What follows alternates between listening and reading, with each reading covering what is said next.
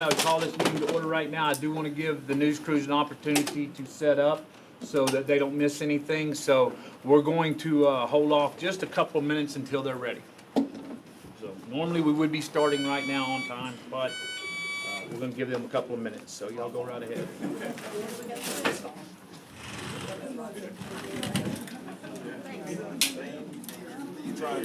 In the legs of the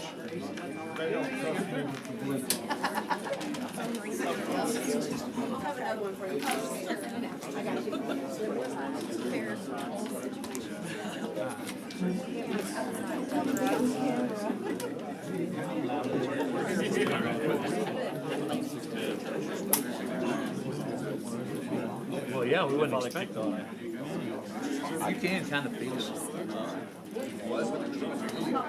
Could you reiterate the purpose of the blue cards? We've had a lot. Actually, I can, but let me go ahead and tell y'all, I made a statement for y'all to go ahead and fill out the blue cards if you want to get up and speak. However, since it is agenda items, you will be able to speak without having to do this or just stand up here.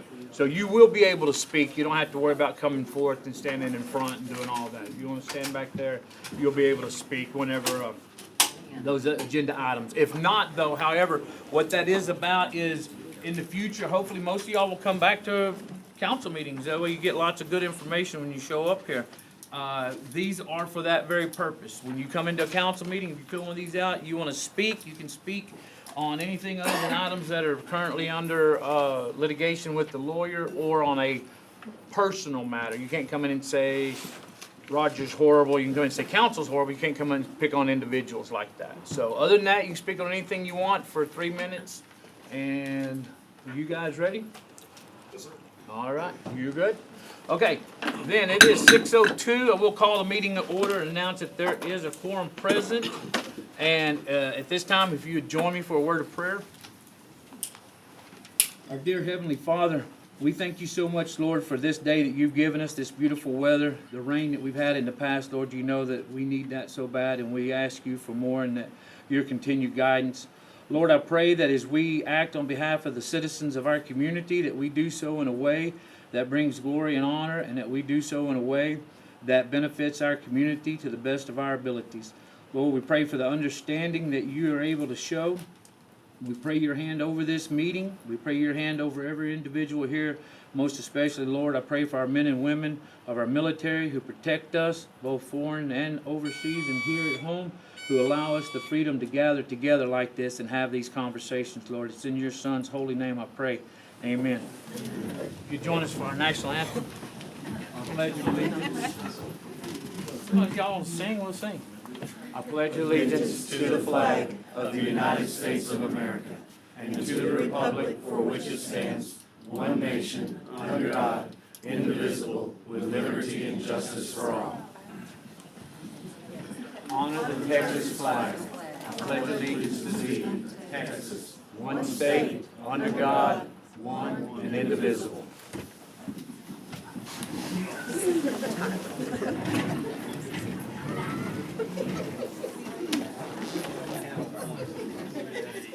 All right, ladies and gentlemen, at this time, 4.0 for us is council announcement. This is an opportunity for city council to make an announcement, share with council or the public anything they have and they'd like to say. Council have anything? Not seeing anything. I'll close the council announcements.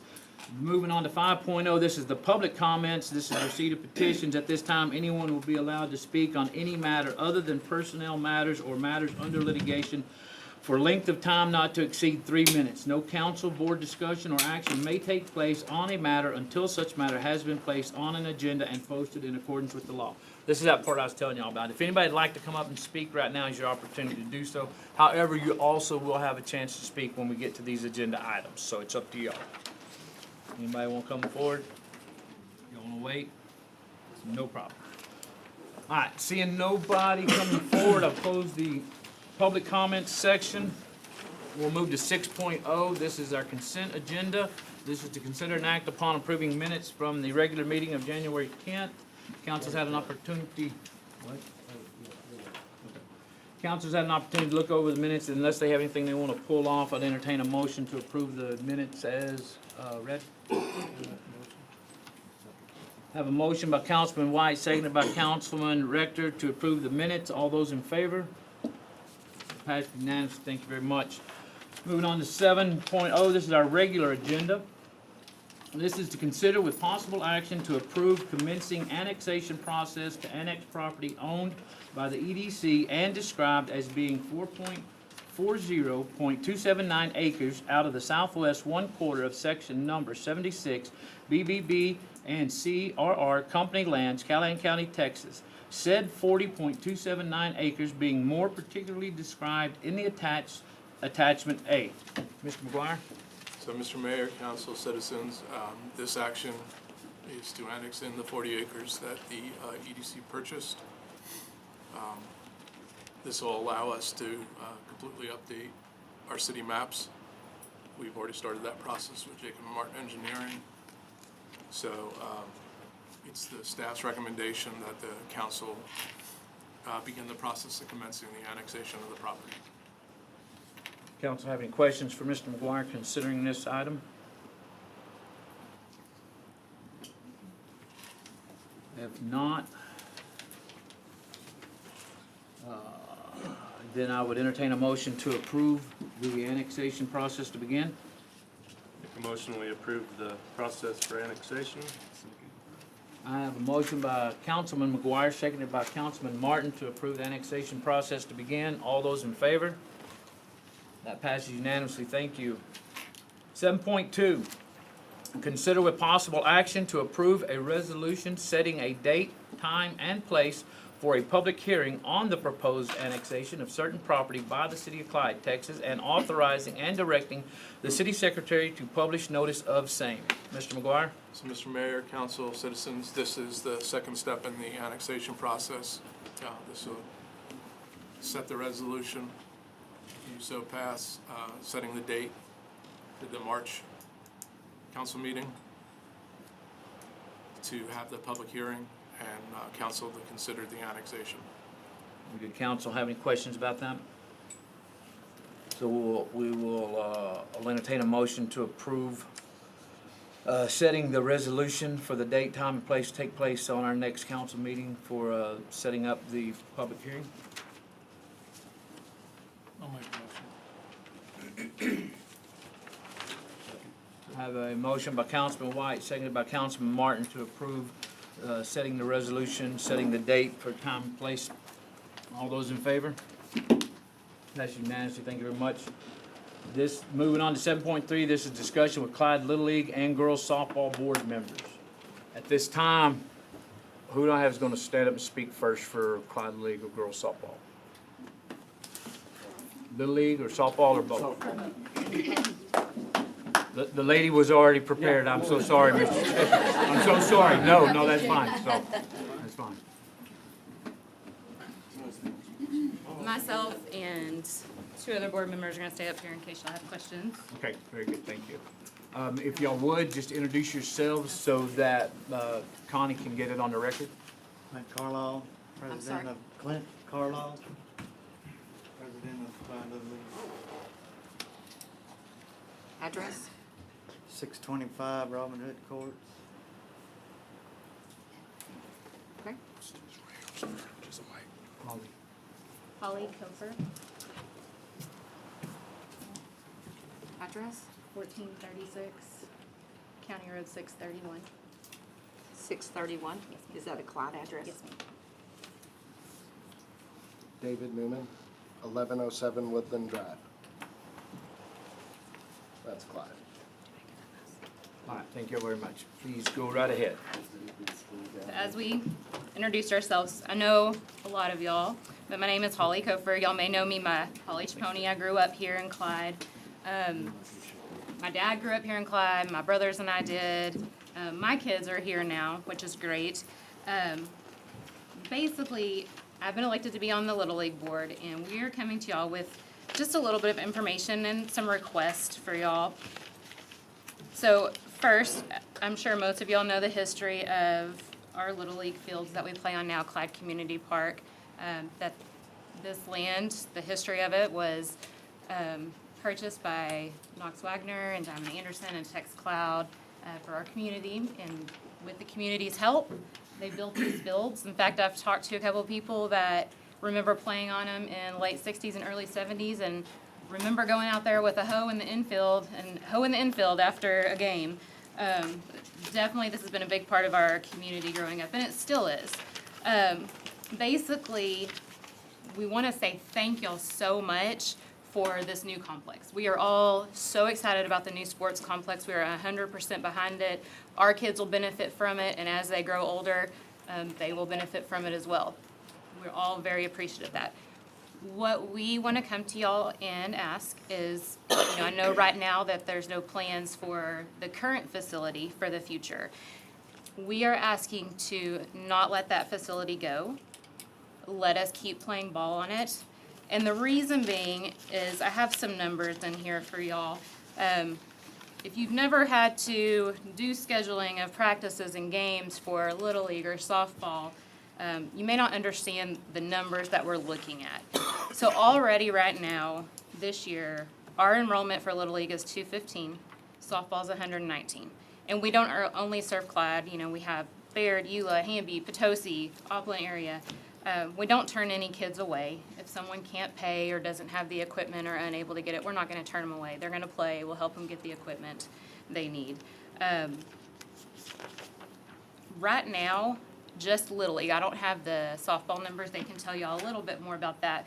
But right now, we have 13 to 15 practices a week until game starts. Once games start, we actually don't even have room on our fields to have practices. A lot of teams don't have practices after that. They're just playing games. If you're lucky enough to find somebody that has a field that you can play in or somewhere where you can practice, that's great. But the majority of teams don't practice because we don't have that room. So we're also anticipating an increased need for more fields because, y'all have done such a great job, upping our population, and we're looking at new housing and all of these new things that are great for our community. But we're also thinking, oh, hey, our Little League numbers are probably going to be going up as well.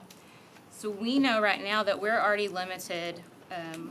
We have our T-ball field up and running, which the last few years it hasn't been. So we have 4 fields at our Little League facility, and there's 3 fields at the softball facility. And at Little League, they are booked every night of the week, except for Wednesdays, because Little League does not allow us to play games on Wednesdays.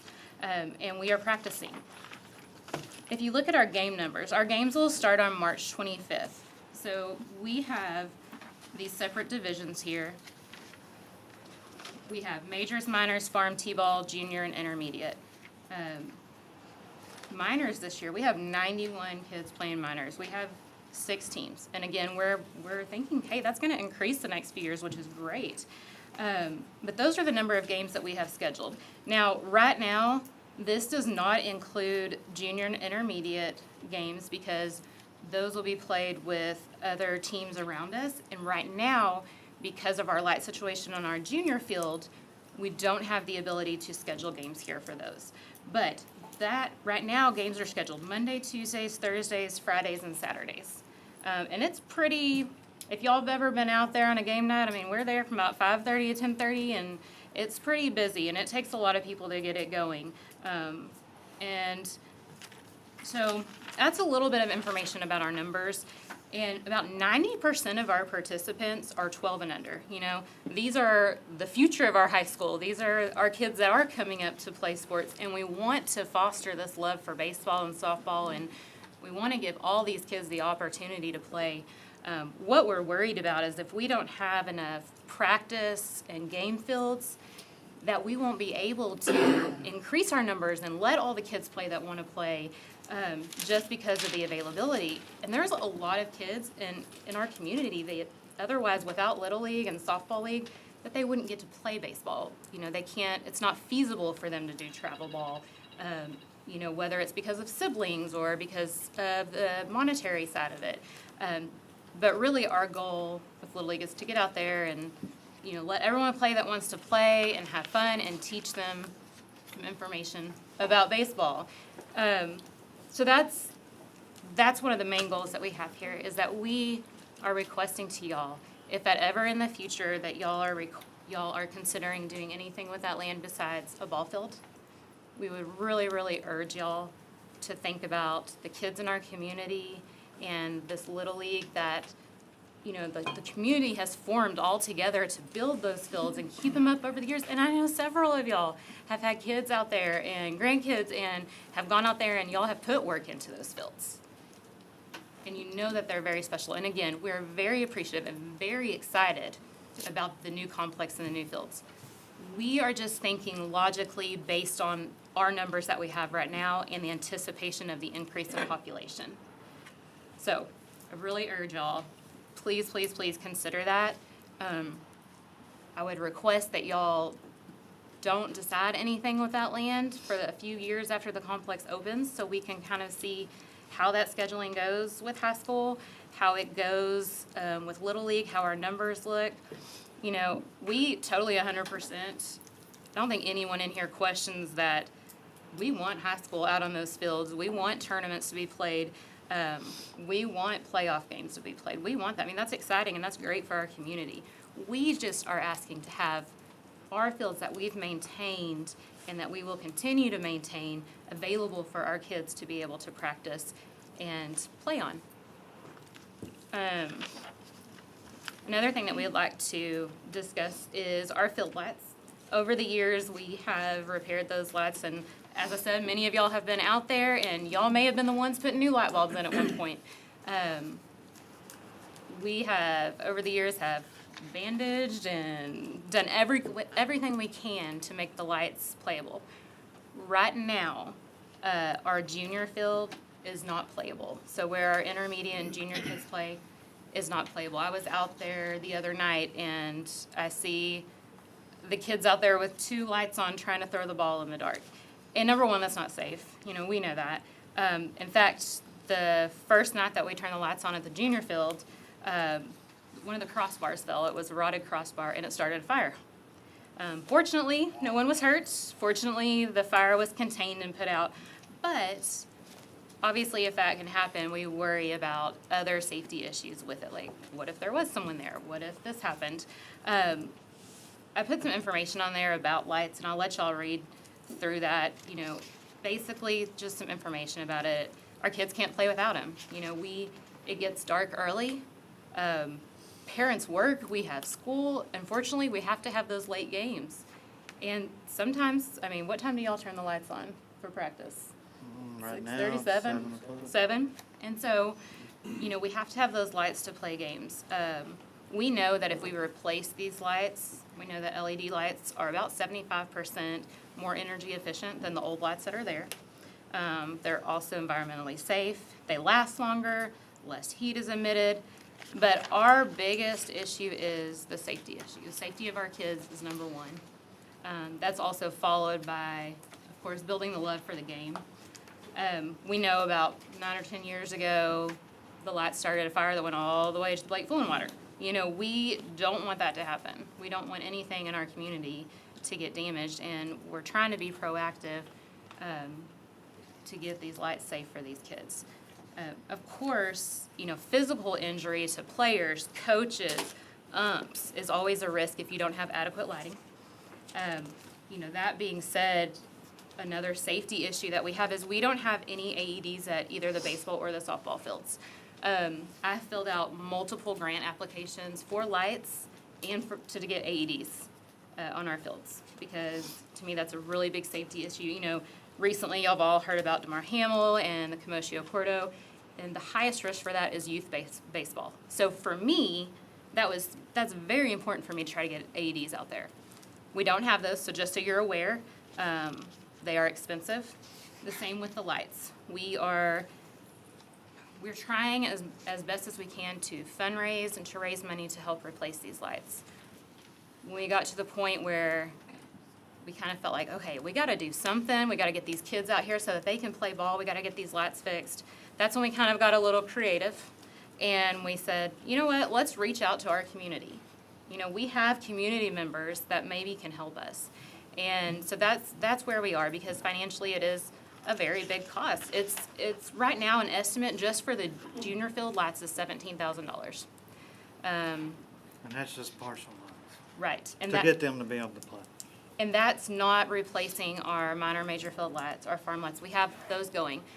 Yes, sir. On the light, and I don't want to interrupt, I don't want very much, but on the lights, that's for the bulbs, for LEDs and everything. And the Is that fixture. the wiring? Because that's a huge problem too, you're not gonna be able to just put new lights in without redoing the wiring out there There'll and be stuff. So wiring is that from the new 17? lights to the power lines. Okay, so it does include that? Okay, good. And- Because all the lights out there, all the wires deteriorate. Yeah, no, that's what I'm saying. I don't, if it winds up being something we can do, or we work and we help, I don't wanna do one thing and just backs it up down the line. Let's And do that's it. just half the field. That's just the 4 poles in the outfield, not the infield.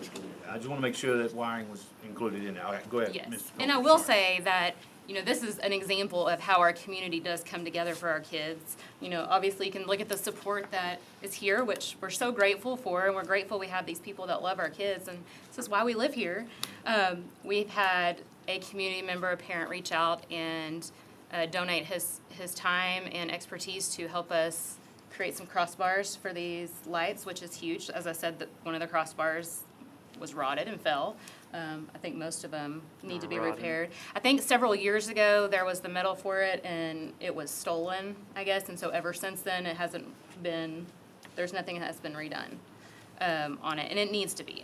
It's just not a safe situation for And these another kids. thing with those fields and not having lights, besides playing half our games at home, our citizens gotta travel to every game out of town. For our junior and intermediate kids, because we can't host the games here as it is. So, as I said, I have applied for multiple grants. I'm trying to figure out everything we can do to get these lights, and we're coming to y'all requesting if there's anything y'all can do to help get these fields playable for these kids to get out there. We would appreciate, the kids would appreciate it. It's huge. For us, just to throw this out there, because I'm gonna be totally transparent, not hiding anything, putting this out there. Some of our large ticket items that we've already paid for this year, our field conditioner is approximately $4,400, and that just came in. We have a lawn company that we paid approximately about $11,000 to, and they will maintain, they mow for us, keep that all trimmed through the baseball season. Of course, we have our uniforms, all-star equipment, all-star uniforms. We bought new catcher's equipment, so our kids will be safe, and new safety first aid supplies. And of course, we have our water bill that's through the county that we're also paying as well. But those are just some ideas of things that we have to pay for, that they have to be there, and that's why that we're asking for those lights. I put some pictures in there, and it may be a while since a lot of y'all have been out to the fields. So I took some pictures and put them in that packet, just so you can kind of get an idea of the condition of what our lights are in right now. I don't think we have one pole that all the lights turn on, maybe one or Yeah, two. one pole's plenty. Yeah, one pole's completely out on the junior field. They're missing lights, they're falling, it's not a safe situation, and I know for a lot of Little Leagues that is a very large cost. And so, we just don't want them to get worse. We wanna make these fields playable and get our kids out there playing. So we have a few questions for y'all, if that's okay. It is, and we'll definitely get to questions. If there are questions that are going to fall in line with softball stuff, I want to make sure that we get, because I think a lot of what we're going to wind up going over is going to be double. So before we get to the questions, if you don't mind, can I get softball to kind of give us their presentation?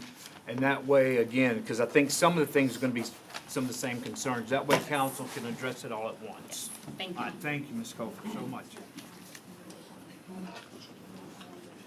Same thing, Mr. Cheshire, if you'll let Ms. Connie know. J.D. Chesser. 6090 County Road, 252, 452? 252, 252. in Clyde. Okay. Yes, sir. I've lived in Clyde all my life, and my folks moved here in 1973. My dad coached, did a lot of work out at the ball fields, and they need a lot of work. But we need help with them. and like baseball said, we would appreciate anything you could do. The other thing is we've never known the intentions throughout this whole process with the fields. Like after we get the complex? Yes. Okay, good. I just wanna make sure that we're on. And we'll address that in the question segment, but transparency and just letting us in on what's going on would be nice, because I field questions every day, multiple times a day. What's the plan? What's gonna happen? And I said, never been told directly. And I think that needed to be done before any ground was broke. I've been a part of several building projects. Transparency and honesty throughout the process is the best way to go. That way there's no surprises, there's no unmentioned things, everything's out in the open. That's the way I do business. Now, I understand there's lots of things that are unknowns. That's fine. But as a citizen and as somebody that's participated in baseball on those fields and coached a lot out there, we're concerned with what's going to happen to the fields. And my question would be, if something is going to happen to the fields, why? And if the city is not interested in doing anything with the fields, we already do the maintenance. So just let us have the fields, and we'll continue to have the ball out there. But again, we don't know, because we haven't been told. No one's called us, no one's reached out, no one said, y'all are gonna get to keep the fields, y'all are gonna get to use the fields this day. Nothing's ever been spoken to us. And again, I understand there's lots of unknowns at this point on all aspects of this, as there is in lots of business deals. I understand that. But you gotta let us know. And I think from here moving forward, just have a meeting with the baseball and softball boards in the future to let us know, so we can tell the parents. Because what they don't know, you all know this, they'll make up. Right? You understand? So to save y'all and us a lot of heartache, we need to communicate. Because we're all for making Clyde better, correct? That's the main goal. That's why I coach. I don't coach to get my name in the paper. I don't coach to get my picture in the paper. I coach for those kids, because we're all putting in just like a retirement account. We're putting in a little now so we can sit in the stands when they're in high school, and we can say, I watched that kid play. They didn't know come here from Sikkim when they were playing T-ball, but now they're starting varsity. That's the long-term goal. So we all need to be on the same page with the long-term goal. Baseball set our numbers. We're right at about 120. Softball is down. Softball's down because we only have 2 fields with functioning lights. Our third field, the lights do not work. We probably need all new lights on all 3 fields. I do not know what that would cost, but if some improvements were made, there's no reason why we can't continue to play on those fields. We've been doing the maintenance on the fields this past year. We had a little help from the city on some shredding on the outside areas, but we've been mowing the fields.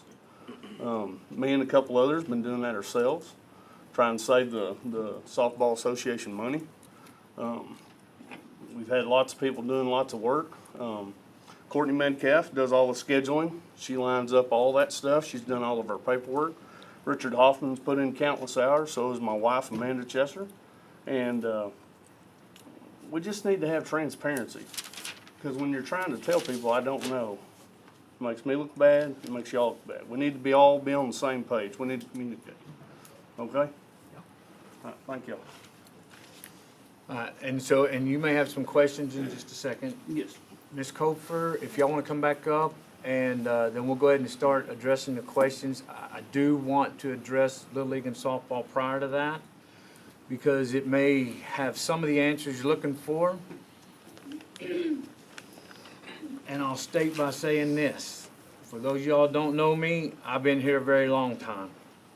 Like Holly said, we put in every council member up here has coached, been on a coach, been on a board, spent our time, done what you're doing right now at those fields.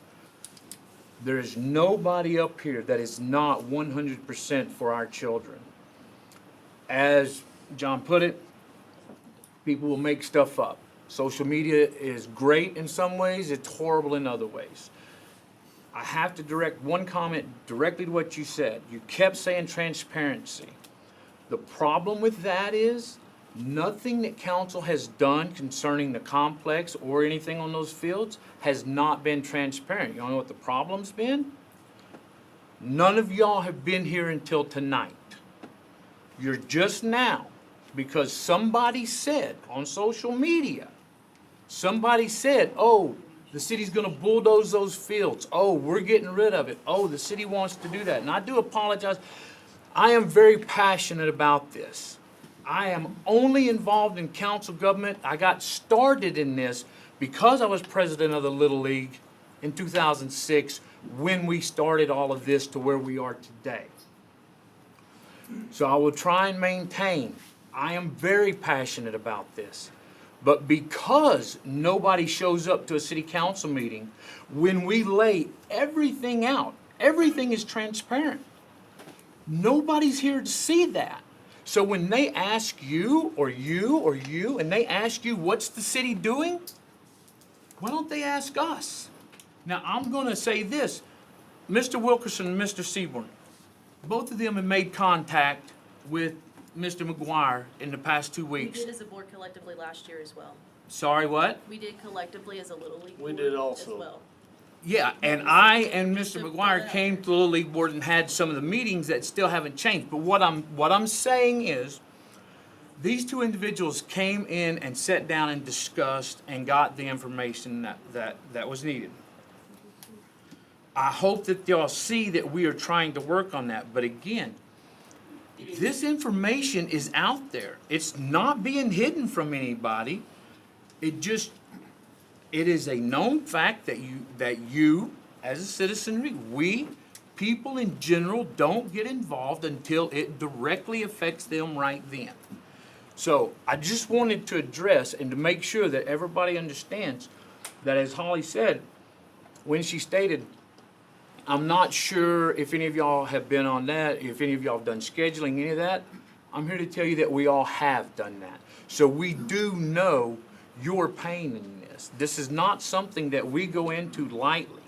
All right, so with that said, so that I want all of us to know, I expressed this to the Little League Board the other night.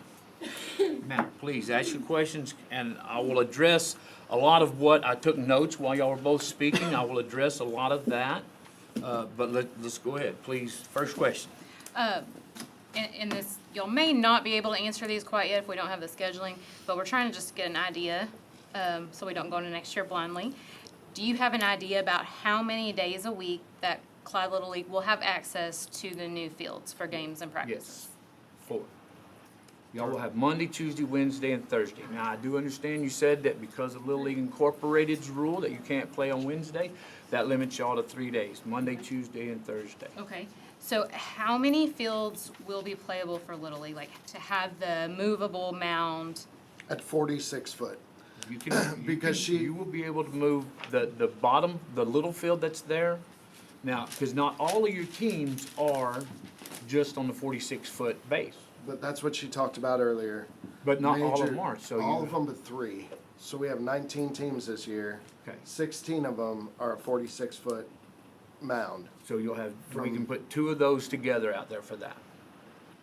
And I think what she's getting at, and one of our biggest concerns, is right now we have 4 fields out there. Softball has 3, and we're there Monday, Tuesday, Thursday, Friday, some weekends. The new complex, if I'm correct, will have 3 plus the existing fields that are out there, 4 of each, correct? 4 Yes. baseball, 4 softball. So we're talking about picking up 1 more field, moving all our games there, and squeezing in high school baseball and tournaments on the weekend. I think that's our concern about what's gonna happen with the old complex, that until the schedule's written, until it plays out, that to the people who've written the schedules for softball, baseball in the past, it does not seem feasible to us. Well, for this year, obviously, Little League and softball is not gonna be playing on the complex fields. Right. So y'all will continue to do as you've done in the past. I mean, that's what, Right, but the foreseeable future, next year. next year you will be on new fields. So all 4 fields will have movable mounds? No, I'm quite sure the high school won't want you putting, Okay. on that, because, and again, as it's been stated and it's been asked, it seems that, I've tried to read between the lines and see what's being said when it's like, well, high school will have all these fields, and it will be, I've read so many things that say that the high school will have, it's mainly for high school. Y'all got 19 teams? Yes, We have 20. 20, sorry. 20. High school has how many? 2, varsity, JV, sometimes freshman. How is it that that seems to be a conflict? High You're school only giving us practice 3 is, days. high school practice And is they're only every gonna play night. one. Clyde High School is only playing 8 home games, one which is already gone. But Raleigh practices out there every night somewhere. On his field, he's not gonna be practiced on the complex fields. But when we're counting 4 fields, you're telling us that's one of the fields that we're gonna be able to But for use. gameplay, we will schedule around that. That's why scheduling is so important. So you're saying that we're gonna have these fields for games, but what about practices? Okay? Practices, one, because you still have access to the fields you have out there. And this is part of where I look like a jerk. It's okay, I can do that, I can handle that. Here's my problem with Little League and softball saying you have nowhere to practice. I've gone around town since we had our last discussion. I find 7 fields that you can practice on now. With a little bit of work, if we work this together, there's actually the ability to make these fields to where they're very nice fields. Will they have lights? No. Do you absolutely have to have lights to practice on? No. Yes. I think that it is, I think that you would love to have it. No, you don't. No, you don't. This is one of those things that we will agree to disagree. Here's the problem with lights. Can you, all right, so put lights on the field. Do it. We already got fields with Go lights do it. on. Go do it. Put lights on the field. But here's the issue. No, let's go back to what, I mean, everybody wants No, to I wanted chime to in. respond to what you're saying. Okay. You're saying that we're gonna have, and you've told us, we've been told next year we can't practice at the current facility we have. The new facility, I'm sorry. That is our thought, but it's not written in stone that you won't be able to practice out there. And then also that the city at some point is, and this is what I've heard in discussions, I don't know if it's true, at some point, that old field will go away. That It's possible. It's not gonna be secured for us forever. So our question is, we're being told, go around the city, find a place to practice. When we have this facility that was built there, that we've all put blood, sweat, and tears into, that you've put we've blood. all put blood, So sweat, and why are we tears gonna get rid of that facility when we have a Nobody. place with That's lights? the crazy thing, David. Nobody has said we are getting rid of it. Y'all are acting like this is But no a one done says deal. that you have, that you're not But planning to, we is the have been thing. We told need that some if the right, guarantee. that if the And right you're- and offer that is is correct. presented. Assurances. But I don't That- think you have the right to do that. I know you don't, because you brought that up. And because of what you brought up, I will tell you this, it's here. The lawyer's looking into that, and I think that what you think is wrong. Now, with that said, for everybody who doesn't know, since it's been brought up, there is, back in 2006, when the city bought the field from the Parks Board. For a dollar. Yeah. For $1. It was donated to the city, basically. However you want to say it, that's fine. But when that happened, what David is referring to is that if the city decides to do anything with that field other than ballpark, that it what? Since y'all brought it up, what is it? What happens? It says right here, it is expressly understood and agreed that the conveyance shall be effective for only so long as the city of Clyde uses the property described above as a public ballpark.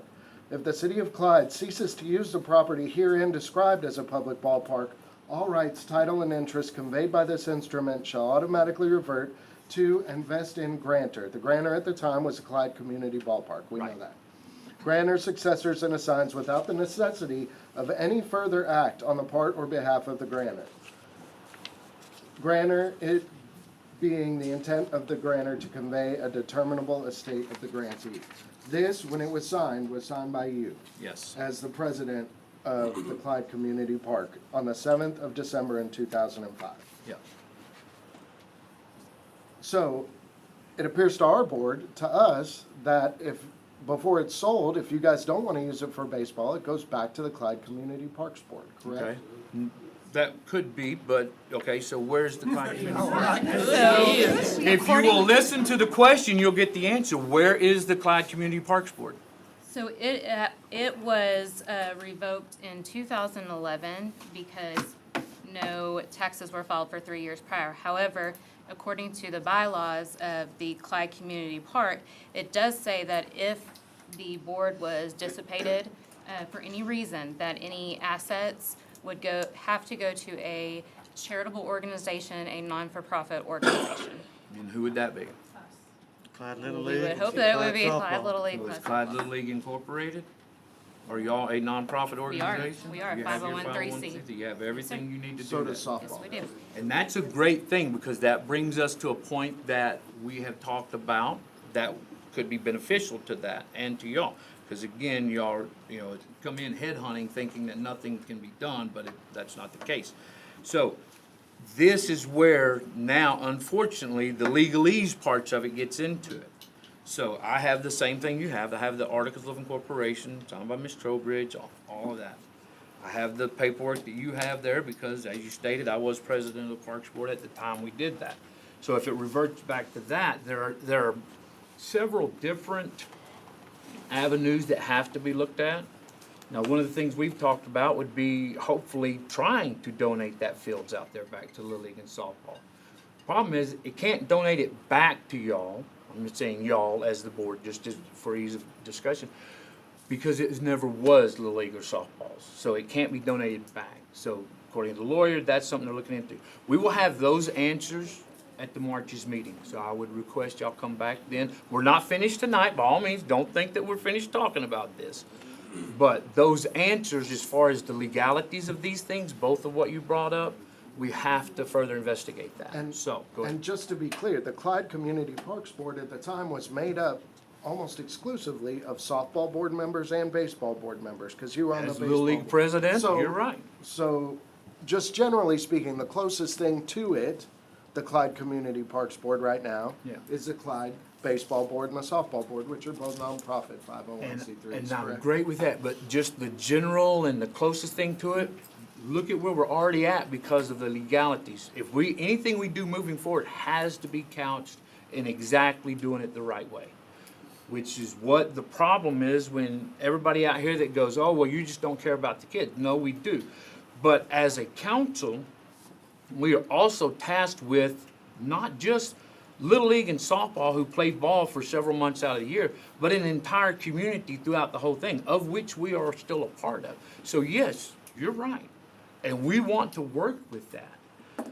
So where are we at on that? Because again, we have to get the legalities part of it done. Y'all got the same paperwork, same information I've got right here, same thing that council that we've been talking about. So what's the next thing that we should address? Well, okay, so based on that information, and I do just want to address, no one thinks y'all don't not care about the kids. We know that everyone sitting up here cares about our kids. Stated quite I a just want bit y'all that to- we don't, so. I Not stated- by you, Ms. Okay, I was Sophie, like, I don't but- think so. But, yeah, by I- board members present, it has been. I know a bunch of you guys. I know. No one on our board has ever stated that any of you guys do not care about our kids. I don't think that that's the general consensus of our Well, we board. appreciate that, because again, that's why this is such a passionate item for us. Because we all have either kids now, my grandkids play there, we have grandkids out there.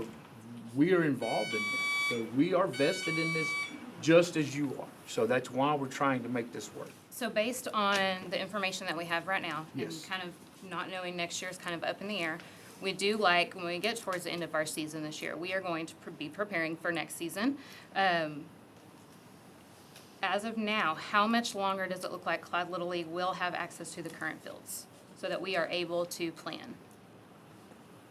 At this time, indefinitely, we don't have anything going in out there. And as I've stated, and as council, and each one of you, please, by all means, y'all speak on your own behalf. As has been stated, if anything were to happen to those fields out there, my personal wish and my push would be for future development for softball and baseball. Exactly what you all want, because it's what we want. The problem with that is, just like you know how much it costs, just like y'all have done the figures on that, so have we. When we're building this complex over here, how do we put 6 new tournament level fields, football fields, again, when it's been questioned about community and do we care about kids, you know, new football fields, soccer field, tennis courts, volleyball courts, pickleball courts, splash pads, 6 new fields. This is something that is a primary goal. It's also something that as board members, every one of y'all in the past, I am sure that your goal at some point was to have a complex like what we're fixing to have. It So- certainly was ours. With that goal in mind, you know, and I totally understand, you know, that's a great goal to have. We would love that. With that goal in mind, at this time, why don't we continue keeping these fields up and making them playable where we can play on them until hopefully financially in the future, we can make them into another complex? Agreed. The problem is, who said that wasn't what we were doing? Oh, I'm not saying that at Council all. has never stated that. I'm coming to y'all telling y'all this is what we are stating and this is what we are asking for Wait, next what? year. Can you tell us what you want to do with it? What do we want to do? I just did tell you. No, right now. Right now, I would love to see that 40 acres out there. Y'all realize that there's 40 acres out there, not just the 20 that we've been playing on for 50 years. I would love to see that 40 acres developed into another complex. That's what I'd love to see. Currently, we certainly don't have the money. We're not gonna go out there and tear that other 20 acres down. What would I like to see, and council can speak on their own behalf on this part, what I would like to see is that we find the money to give y'all exactly what you want. Because again, it's what we want too. Where does that money come from? Certainly, we could raise your taxes. Does everybody agree that let's raise some taxes so that we could buy lights out there? If y'all want that, let's make it happen. Because how else do we do this? So we have been working in fundraising, and say my husband that's on the board has reached out to many people and got many donations and people that want to help us with our lights as well. And so we're really grateful of that. But we also don't want to put a bunch of money in somewhere if we are unsure of what the future is. But knowing that, hey, y'all want to put a ballpark in as well soon, you know, improve this ballpark, let's start now. Let's Agree. let's That's why it's so continue great making that it. y'all have come forth like this. But it took these bad rumors and this false information to get you here. Yes, I'll tell you one way it can happen. okay. If the city will match me, I'll pay $1,000 on the lights. That's Okay, up to you. first off, name and, Robert Stone, 1123 Stevens. okay, thank you, that's just for her part over there. That's great. I think that's, again, one of those things that we look at. If we go out there and do matching funds, that's fine. Again, you have to understand, it's not just the lights. It's how do we do it? I have to address something you said a while ago because it's a safety issue. Whoever that y'all have that we have a parent, and again, having been out there and done all the things y'all are doing now. Licensed and all of that. Yeah, Yes. having done all that, knowing full well that some of the stuff that we do is, at that time, it belonged to the Community Parks Board. The Clyde Community Parks Board, made up of Little League and softball people, and generally, we were all in the same agreement. Hey, if we have to rig this light up over here so that we got a game to play, we'll do it. Whether you like it or not, since the city did get that field, it is now city property, which means we can't just go out and do certain things because it's city property. We're held accountable for that. Yes, Mr. I'll Stone? up my bid to No, it's, $1,001. that's not the issue. I give you the dollar you paid for that field. That's not the issue. Yes, it is. It is. Are you also a nonprofit organization? If that was even the case and we could do that, we couldn't sell it to you. Okay. We want to do things the safe way for our kids. This is my first year on the Little League board, okay? I was not here in the past years. Okay, this is my first year, but I want to go in there and I want to do this the safe way for our kids. I mean, that is one of my biggest things is why I wanted to be on the board is because of our kids' safety. I mean, that's huge to me. And I think we are going about it the right way, but I guess I'm a little confused because, you know, for 10 years or however many long years when the lights have been affected, it doesn't seem, has the city been, you tell me, has the city come out and It seems repaired like those? there's been a lack of a No. partnership. I think the frustration on our end, and Holly's relatively new, me and Clinton have been around, I mean, I've been on and off this board for 14 years, and I have been to city council. I have asked for lights, I have asked for funding, it's been years, it was a different city council. I was shut down, when we needed a new concession stand, I was here and I was shut down by city council.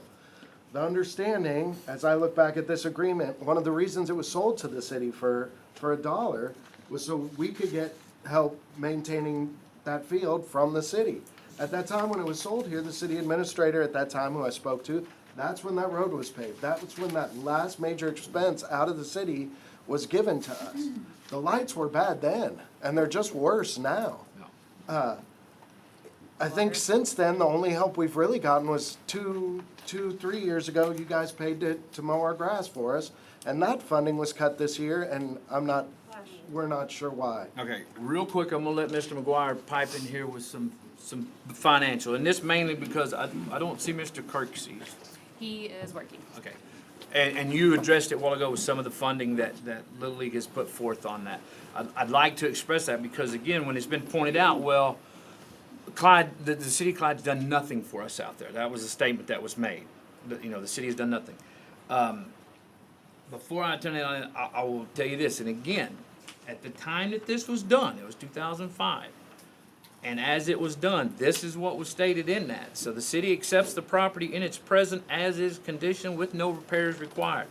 The city intends for the property to continue to be used as a public ballpark, but it is not committing any city funds to support the operation, maintenance, or improvement of the ballpark at this time as consideration for this contract. The level of funding for the ballpark and any decision concerning continued use of the property as a ballpark will be at the sole discretion of the city council of the city of Clyde, subject to other terms of this contract.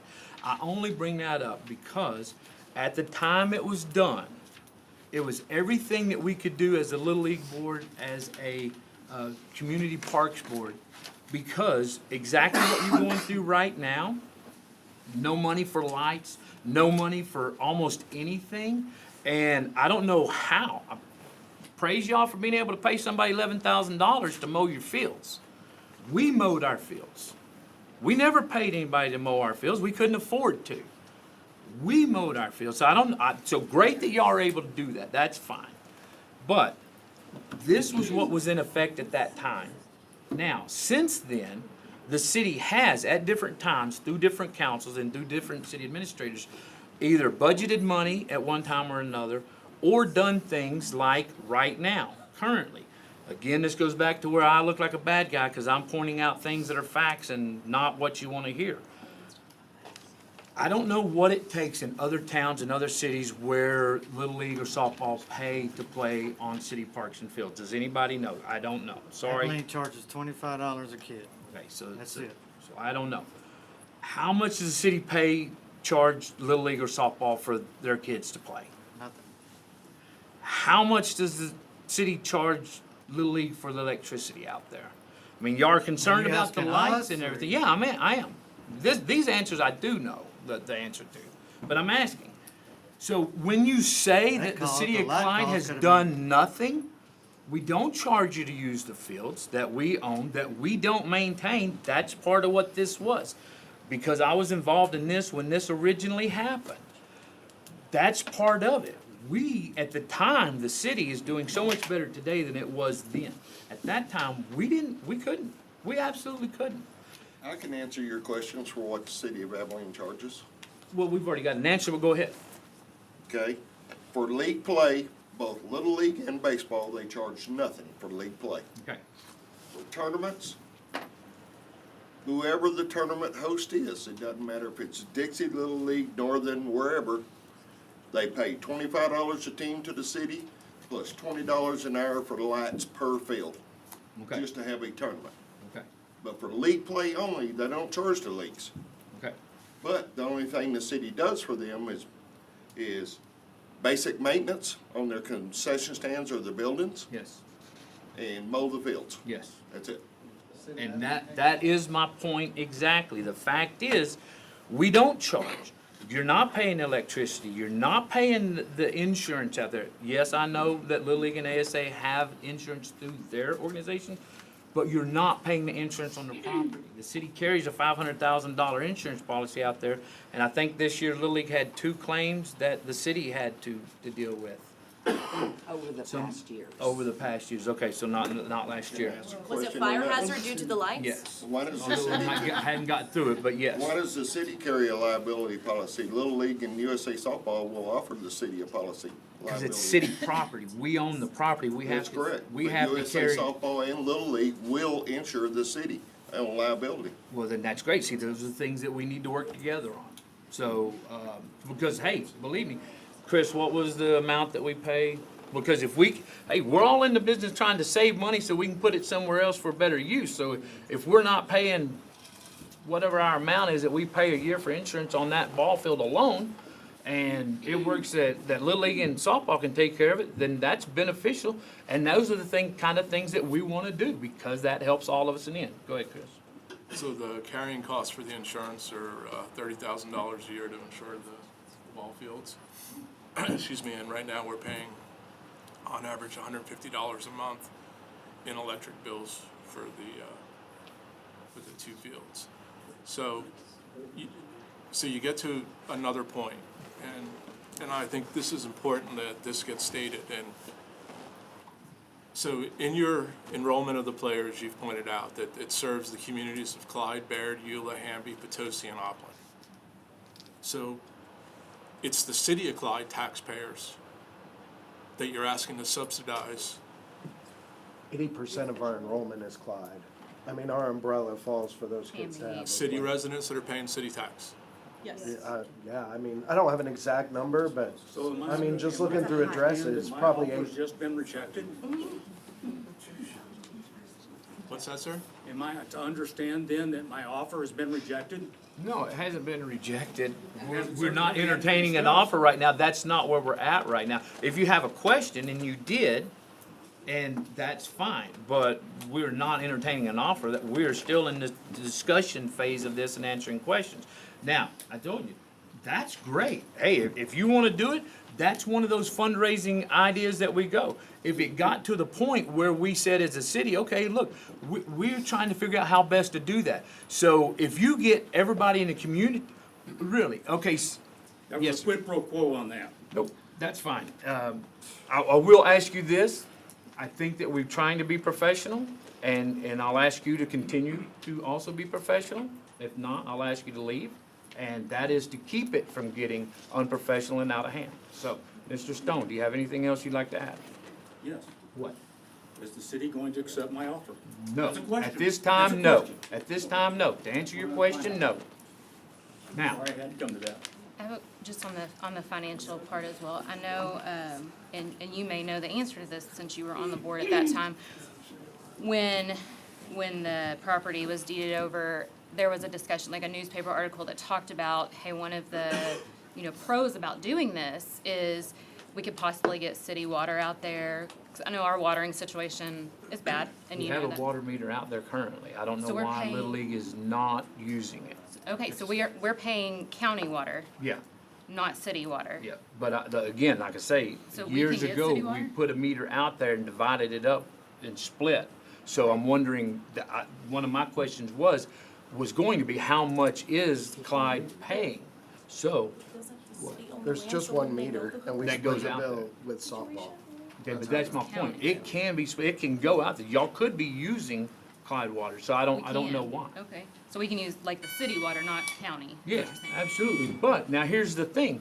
Now we go back to, okay, so we're saying that we're not doing anything, but you don't want to use Clyde water. Do you want Clyde We pay the provide bill. the water, or do you want to pay for it? You I know, mean, we those pay are the bill things that right we would now. talk about. So And I know anybody that lives, outside city limits and that has county water knows that it's significantly higher than city water, the cost of it is. So right there, us paying, county water versus city, that's a huge saving, that would be a huge savings on our end, because we do have an issue with water. We're trying to keep up the fields and trying to make them the best we can, but it would be even cheaper on you, because if you're running on city water, we're already paying your electricity.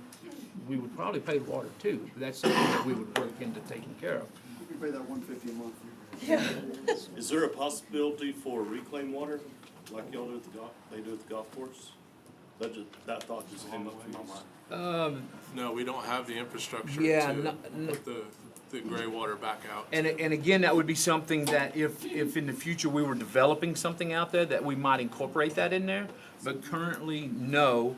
And so then currently, would it, financially, would that be feasible for y'all or the city? No, it wouldn't. Not considering what we're doing, where we're doing what we're doing. So, no, I don't think so on that, Mr. Berry. Yes, that was Mr. Scott Berry, who that question was.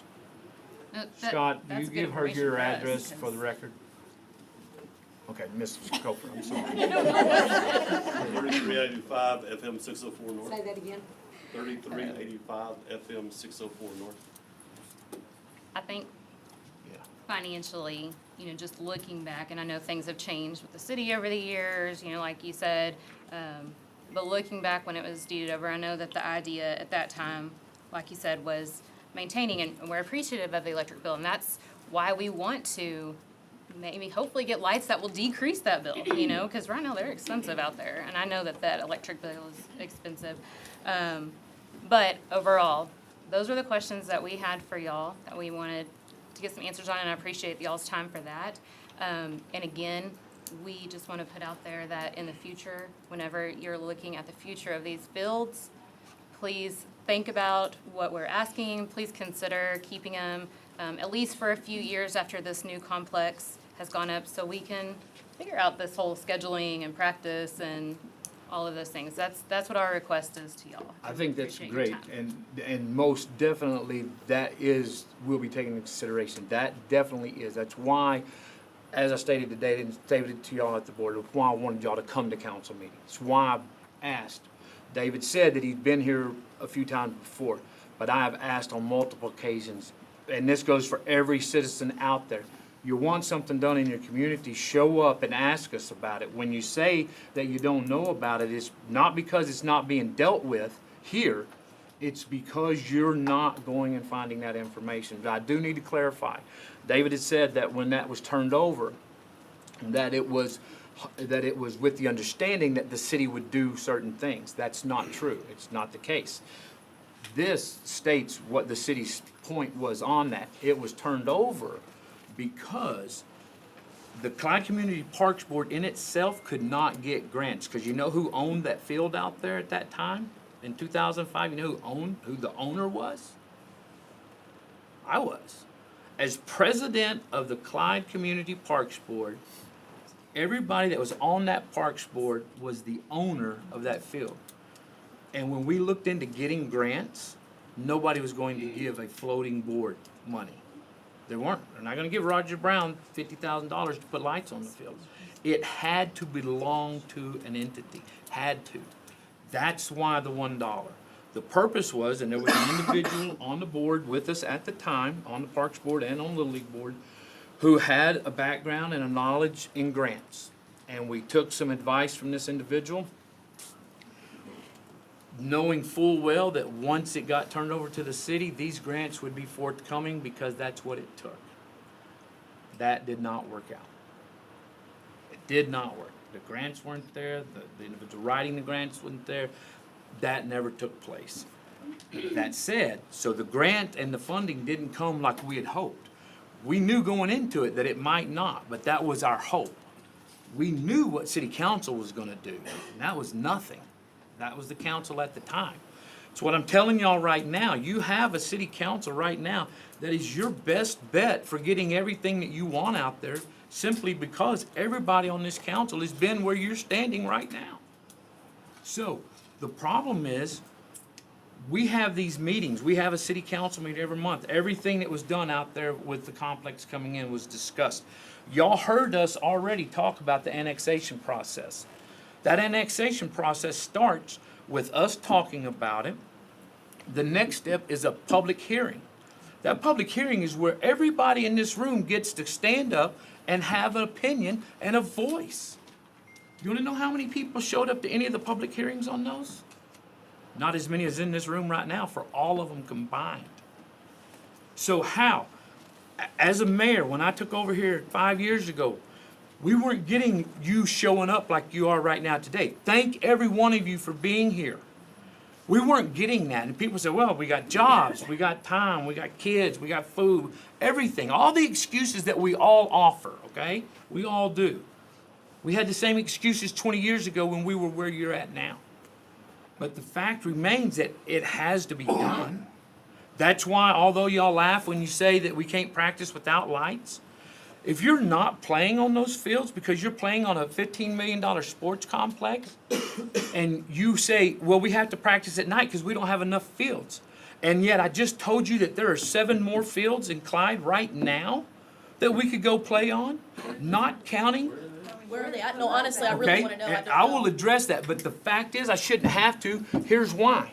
How come y'all haven't gone out there and found those 7 Because we fields? have Tell me. facilities. No, Justin go ahead. Armstrong, Facilities. 1626 Gas House Road. Go ahead. I'm sorry, I didn't hear you, Justin Justin. Armstrong. I'm sorry, 1101 Woodland. Okay. I just moved. I went, last season, I had a whole group of people come to me and said, hey, we want you to coach our travel league this summer. And I said, absolutely, I will. Let's find a place to practice. Cannot use our ball fields. I called head athletic director and the school board. They said I was refused to that under legality issues and. And at that time, that's true. Okay, I got it, I bought it, I went over to Baird. Those old fields that I grew up on as a kid, dragging my bat to the ball field at 7 years old and us meeting up on a Saturday to have fun. We couldn't even do that. They said that belongs to the school. I contacted the school. I went to the board and I contacted the athletic administrator at the time and I said, look, here's the deal. I have a group of 8-year-old boys that just want to play ball this summer. Can we practice? I got shot down on every one of them. I finally went to Bulldog Steel, and that young man said I could borrow his field and practice on it.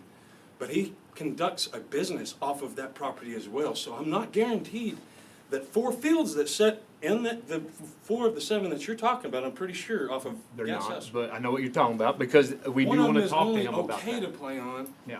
and then you can only use it for a couple months out of the year. Some of these kids play travel ball all year long, and that is their life. They love baseball. And it kills me that we step out as parents, as coaches, and we do this, and we're trying, and we're just, no one's making any headway. See, again, you're speaking in generality when you say no one is, because that's not correct. People are. Mr. Brown, what I said is I went to the school board, I went to the city, I went to Baird, I went to the city, the school board, the athletic administrators, and everybody has shot me down over liability issues. And I said, we will rake the field, we will mow, we will water, we will do everything we have to maintain that field. And if anything happens, that's on us as parents. We'll sign affidavits, we'll do whatever we gotta do to say, we will take care of our kids and just let them play ball. And that's appreciative of you saying that. In the legality of it, that doesn't fly. It doesn't make it right. It doesn't that. make it true just because you So then how want it to can be you- that I get that, but way.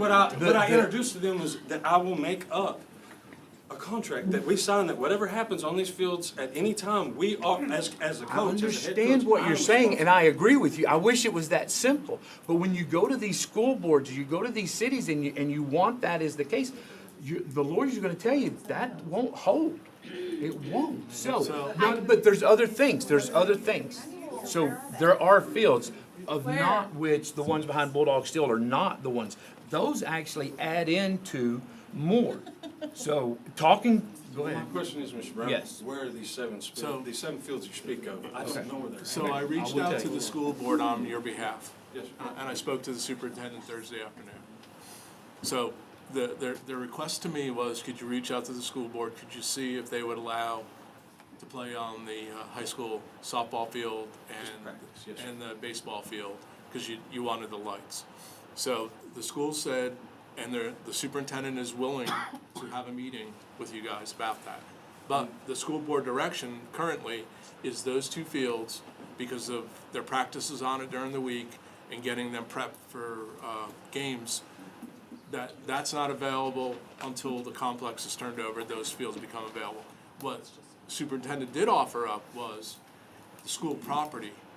So there's land on school property, on the intermediate school, on the elementary school, that they are willing to allow you guys to practice on. Now, I know that's not ideal, I know that there's gonna have to be some work done on that, but that's a way forward. I do just want to address that just as on the safety side of things. One of the things in the Little League organization, based on the safety plan that I had to put together and that we had to come up with, talks about having barriers to where kids aren't gonna get hit by balls, where they're not gonna get hit by bats, where we don't have that risk of that, coming off the tee and hitting somebody. And all these That's- fields are probably full of stickers. And they are, No and- baselines. They're terrible. And you know what, I'll be honest, Yeah, we you're had right. people practicing in our personal field at our house, teams that our kids weren't playing on because they were looking for somewhere, and we're like, you can go out there, it's not great, but we have a backstop, but that's about it. But to be on school property concerns me, with the Little League requirement, like safety requirements. That's the part that concerns me, because they've gotten pretty strict about those regulations. When I went back and looked the last few years, some of those updates that they've done. So I'm just throwing that out there. I appreciate you reaching out to the school and getting permission for that. I Thank you. very much appreciate that, and I think like our T-ball teams and stuff, that would be perfect for. Okay. But Other than cars. Yes, sir. Shane Gopher, 1436 County Road 631. They kind of mentioned what I was gonna say, is that you can't just call a backstop a field for us to practice on A. You know, it sounds great to say, I drove around town and I found 7 fields for them to play on if they need to, but that doesn't necessarily mean that that's a good field for anybody to play on. You can't say, we've got this solved, because we've got 7 other fields somewhere in the city that all these kids can go practice on. That's not gonna cut it. First of all, those, again, aren't adequate.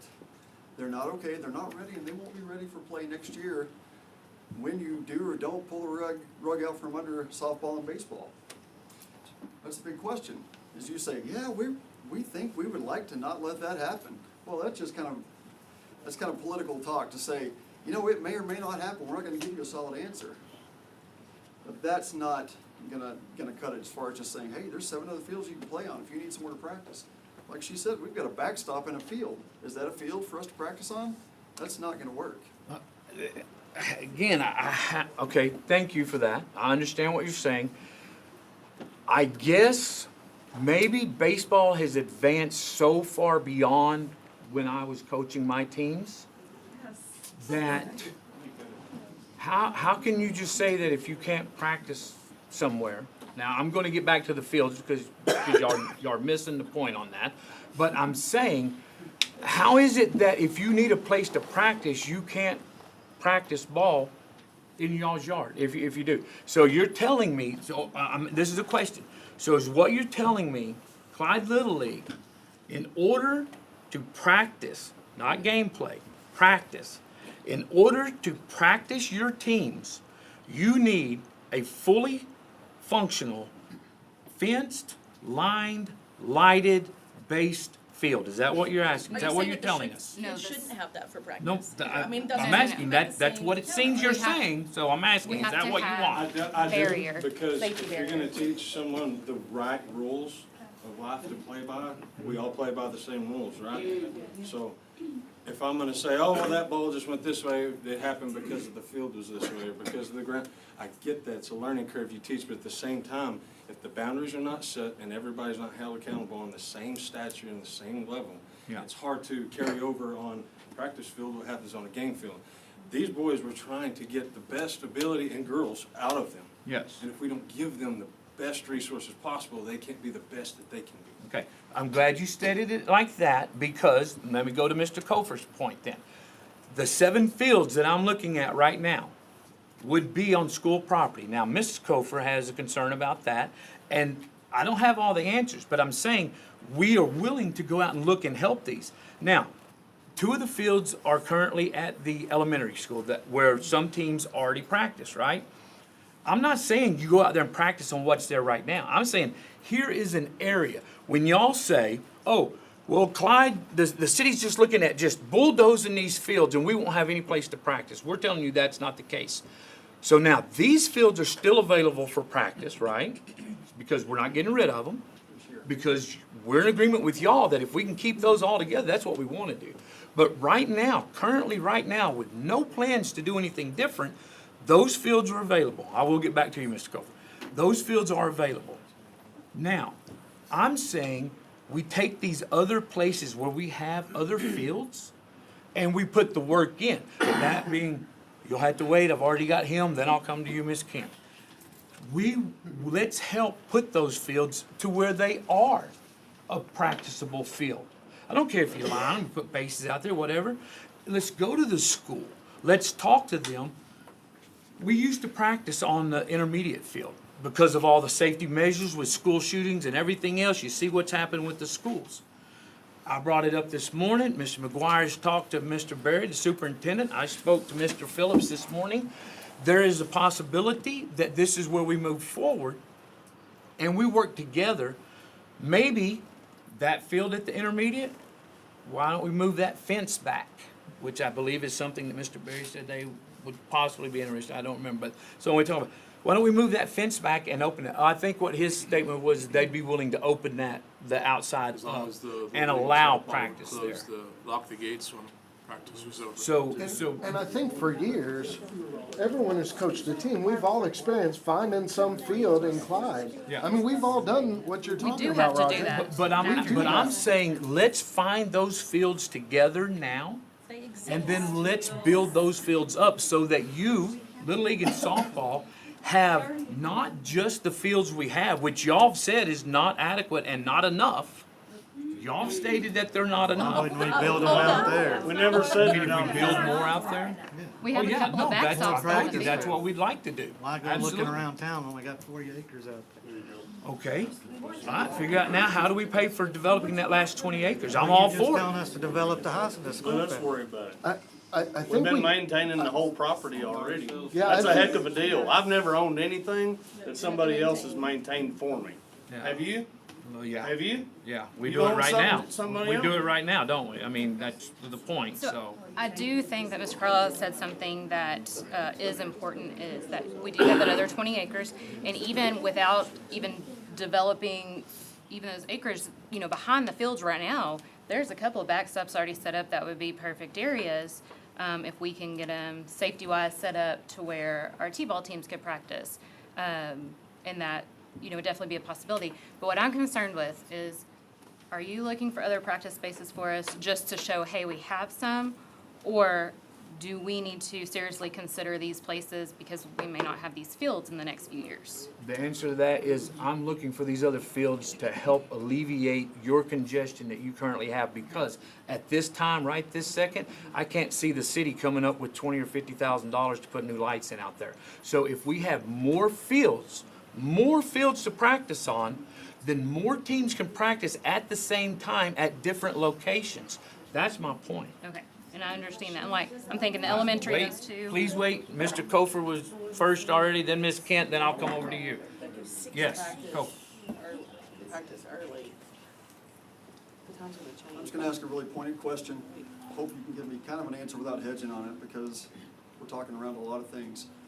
But if before next season, a light industrial complex were to come and offer you market value or even above to put their facility on that 40 acres, what would your answer be? So you want me to not talk around it, but as we've already stated, we have to see, we have to know where that is. To answer that, That's the if transparency I'm talking about. We wanna know if we're gonna have a ballpark or not.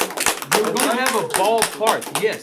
If. Not out there No, north of listen, town. okay, if you want me to answer, you have to allow me to Well, that's the answer. transparency I was talking about, Roger. Okay. And we all are here to find that out. And as I stated at y'all's meeting, if it comes up, this council is elected not just to look out after our kids that play out there for the months that we play out there, but we are also have to take care of the entire community, which includes people that are looking for us to figure out how do we provide everything that we need so that you want it, so that you're safe here, so that you have whatever you want here, including ball fields to play for our kids to play on. So, to answer your question, if a light industrial complex come in right now and legally we were able to do it, we would have to seriously consider turning that field into a light industrial complex. And that is something that had you come to the city council meeting when we were discussing the complex, you would have known that that was always a possibility. And this would not be a surprise to you. Y'all didn't reach out to the Why- softball or baseball. Do I have to? Now, this is where I get to As be a ugly courtesy, here. yeah. Do I have to call every one of you individuals now? No, And tell but y'all you everything that we're could've reached out to doing? the Why don't you softball come to and a city baseball council meeting president. and you will know the Listen, information? Roger, the same reason that you guys have owned this ballpark for this many years, and we have to come tell you to take care of it, No, right? you We don't have to come, and- you have to come has it ask been if a we budget- can, and if has we it been a can't. budget item? It has. In the past, it But has, he's telling me David.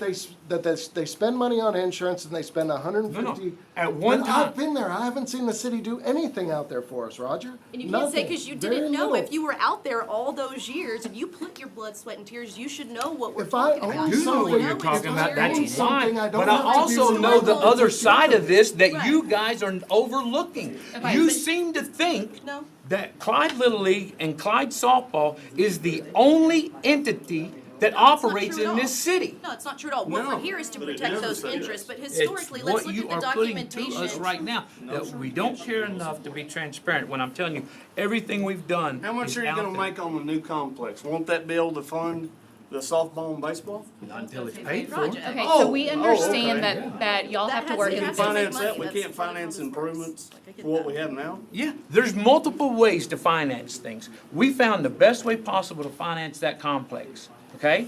That doesn't raise your city taxes. Now, I told you in the beginning a while ago, if y'all want to, do we wanna raise taxes? Cause I'm sure that if we went down that line, we could find the money. If that's what everybody involved in Clyde Little League and Clyde Softball wants.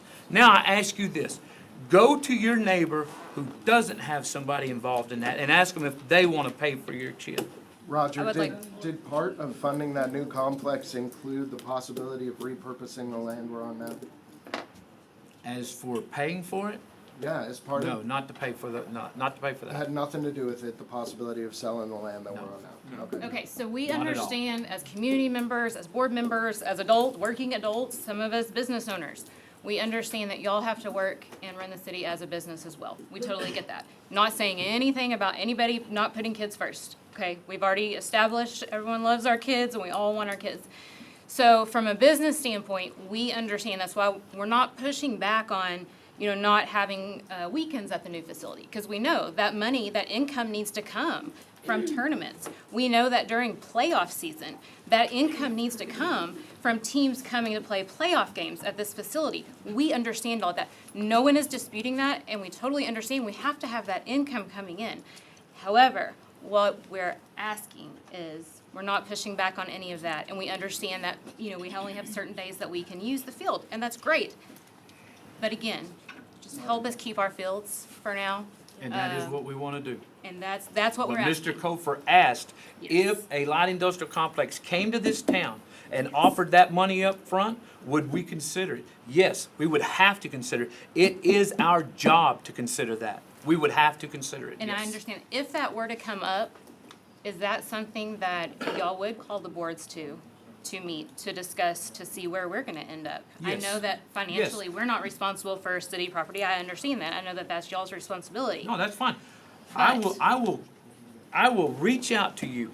I will reach out to you, Mr. Carlos, the president. I will reach out to y'all and request, every time that we're doing something that is going to affect that out there in some way, we will request that y'all come to that.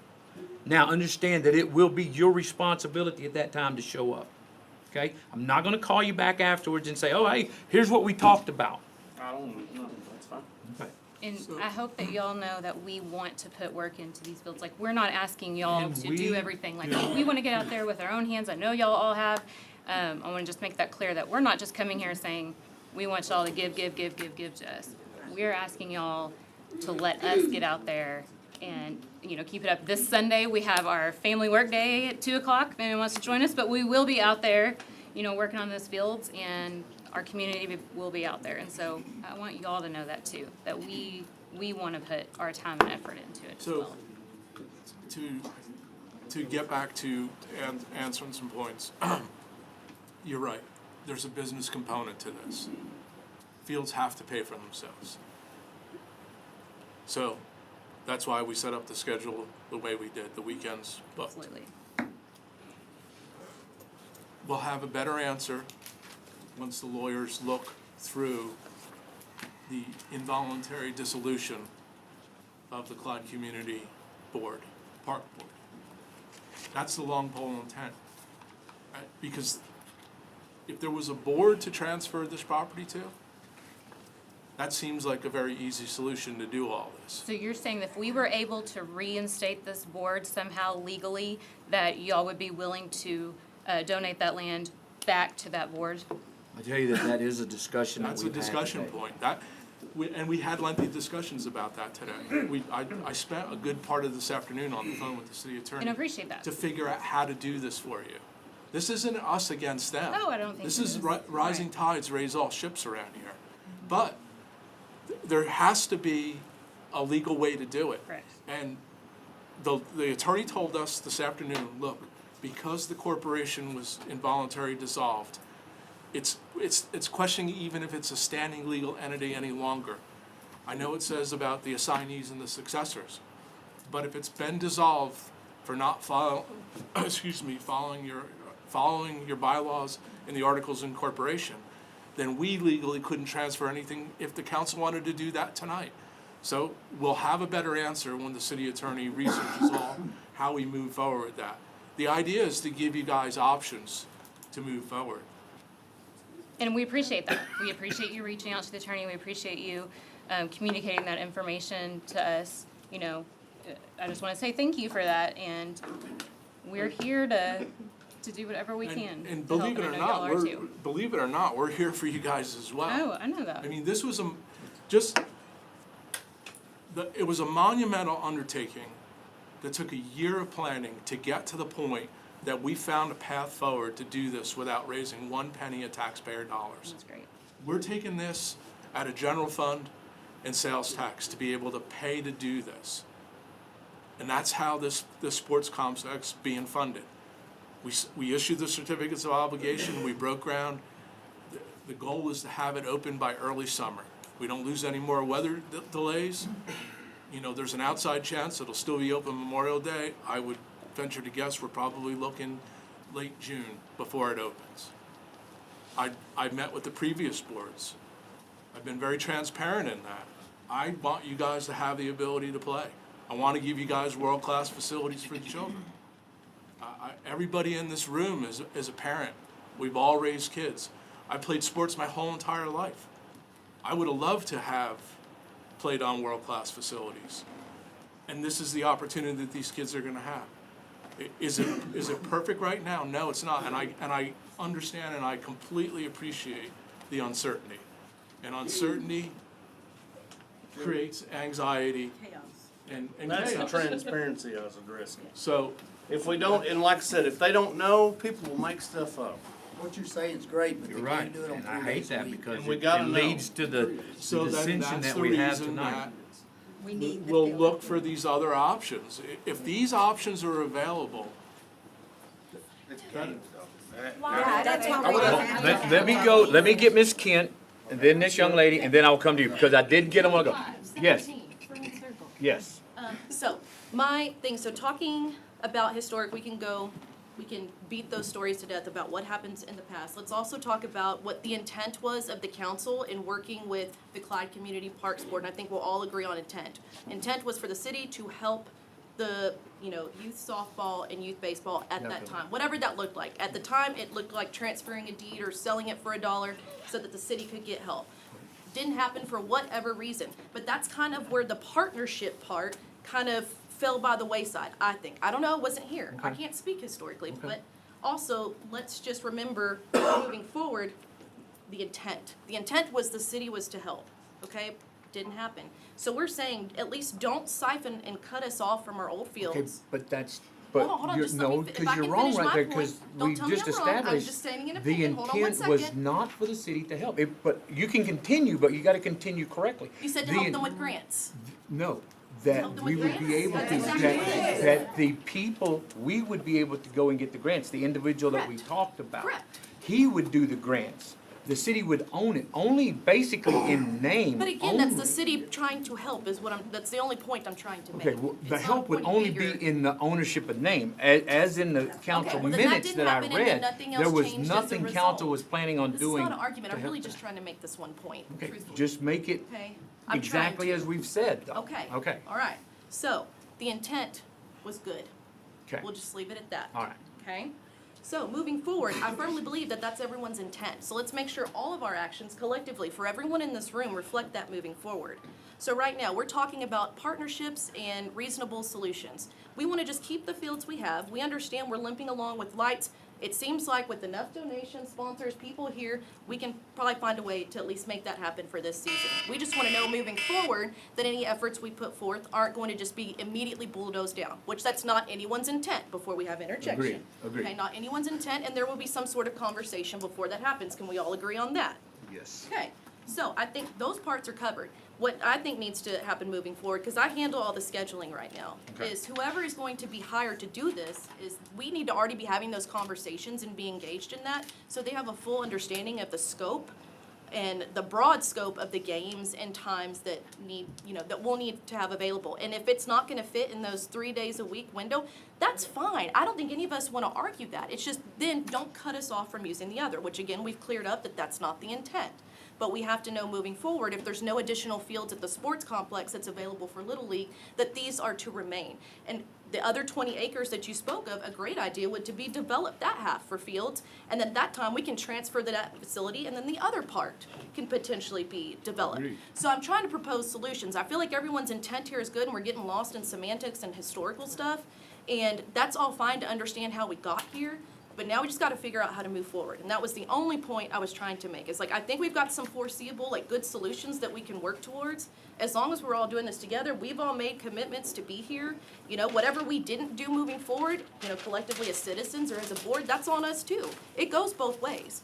And we can all take accountability for that part. But now we're all here just trying to move forward. Thank So I you. thought those are all Well reasonable said. solutions. And so that's really all that I wanted to say. It was all good. As Sarah talked agree about 100%. scheduling, I have one more request. As she talked about scheduling, when y'all do, I know y'all discussed hiring somebody to make the schedule for this, and that's like It's gonna their be tough, I'm job. gonna tell you that.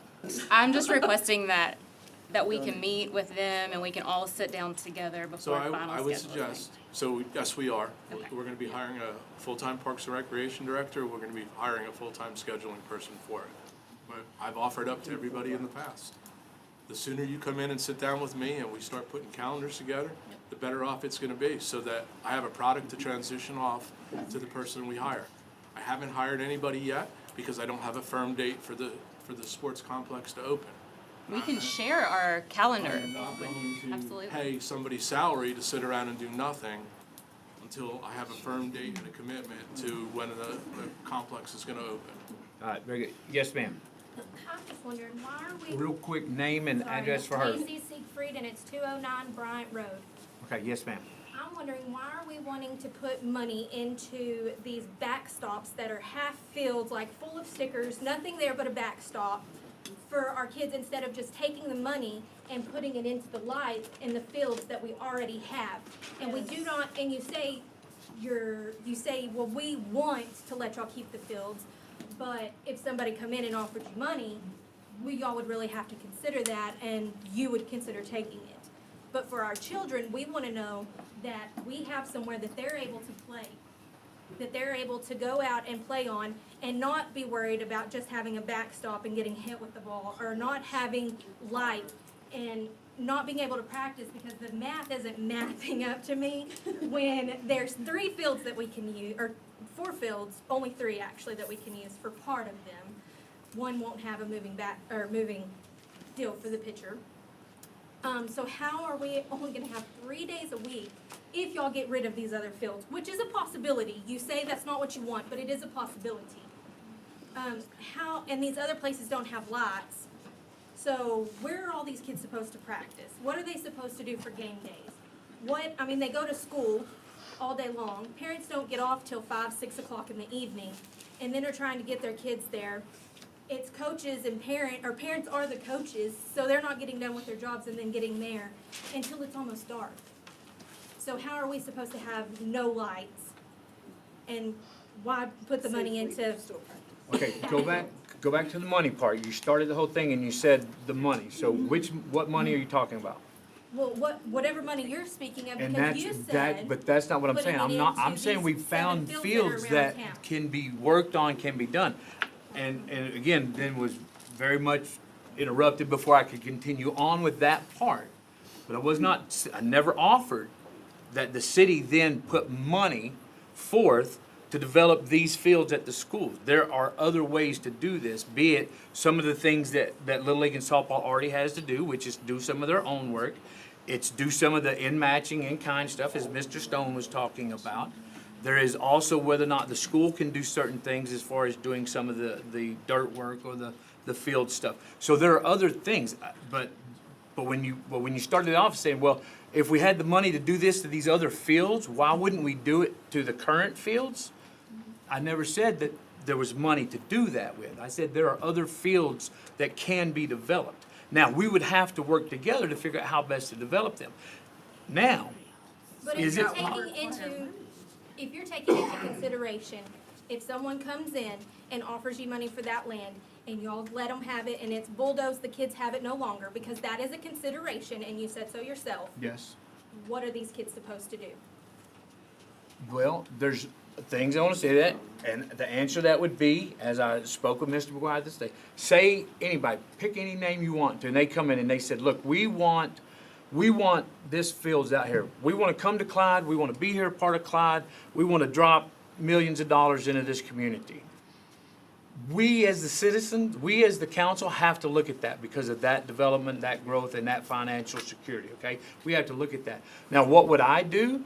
What would I suggest the council to do? I would suggest that in the deal process of that, and consideration doesn't mean done deal, obviously. If somebody comes in and says, we want that property, then there's a whole lot of due diligence that has to take place. To that point, my deal would be to them is, hey, look, you're coming in here, and we've always had this. This is where our Little Leagues is played, our softball is played. You're coming in here, and this is a multi-million-dollar deal, if that's whatever it is. We need you to cut out or buy over or build somewhere else. We need you to build us some fields because we're displacing our kids for the benefit of our community. But if we're going to displace our kids, we need assurances from you that we can provide them somewhere else. So if we're taking away a ball field, let's provide a better ball field. But again, until just now, this is the first time that's been asked. Of course, Mr. Cheshire will point out, well, I didn't call y'all and tell y'all that that's a thought that we had. But that's the first time it's been asked. It doesn't mean that it isn't something we haven't thought about and considered. Now that we're able to have discussion, hopefully that gives you an answer. One of the aspects of developing a light industrial complex out there is say they only need 20 acres. Okay, let's look at this 20 acres back here that's not developed. Let's not touch the 20 acres that are baseball fields. Or let's look at this, and in lieu of X amount of dollars for development, you take a portion of that money and you put lights on our ball fields. You build our ball fields up out here so our kids have a place to play and practice. Now that provides us as a council an opportunity to provide you exactly what you're wanting without you paying for it and without the taxpayers paying for it by us coming up with the money. But I can't tell you that that's what'll happen, no more than I can tell you that we're going to take an offer from somebody. There's not an offer, so how do we do that? So to answer your question, yes, y'all have access to those fields for the foreseeable future. But I cannot promise you that we won't take a reasonable offer for development if, now, based on what we talked about today, and we only found out about this today, if that is a possibility. But I would never, please understand, and this council, I'm positive will back this up, we will never do anything that is destructive to our community or our children in order to make a dollar, because what have we accomplished? The whole reason everybody up here is serving this community is for this community, and our future is our children, including my 5 grandchildren that go to school here. Then I have to ask this. Yes, Justin, one please. simple question. Is if Wait, I can't let you right now because I promised you 3 times I would come back to you. No, go ahead. And Justin, I will come right back to you. I wanted to, I know Clyde's growing, population's getting bigger. Yes. right? Currently, the 2 fields off of Hayes Road, the current softball and baseball Okay, high school fields? Right. Okay, Belong to the school, yes. right? So if and when the school needs to expand, the complex has some of the land that the school owned. They own the land to the south where those parks, where those 2 fields are right now. So the 4 fields that are possibly available to us to play, high school plays on Tuesdays, they play on Fridays. Okay, Baseball and softball, if they're home games. okay. Which I understand, somebody mentioned scheduling earlier about that. That'll take away one of those 4 days that's available to us. I know it's 3, because we don't play on Wednesdays either, we're the same. But he said 4, so I wanted to stick with 4. So that would knock it down to 2, in reality. Would be Monday and Thursday. Because Tuesdays, one of those fields, actually 2, the new high school baseball and softball, JV and varsity will be playing on them.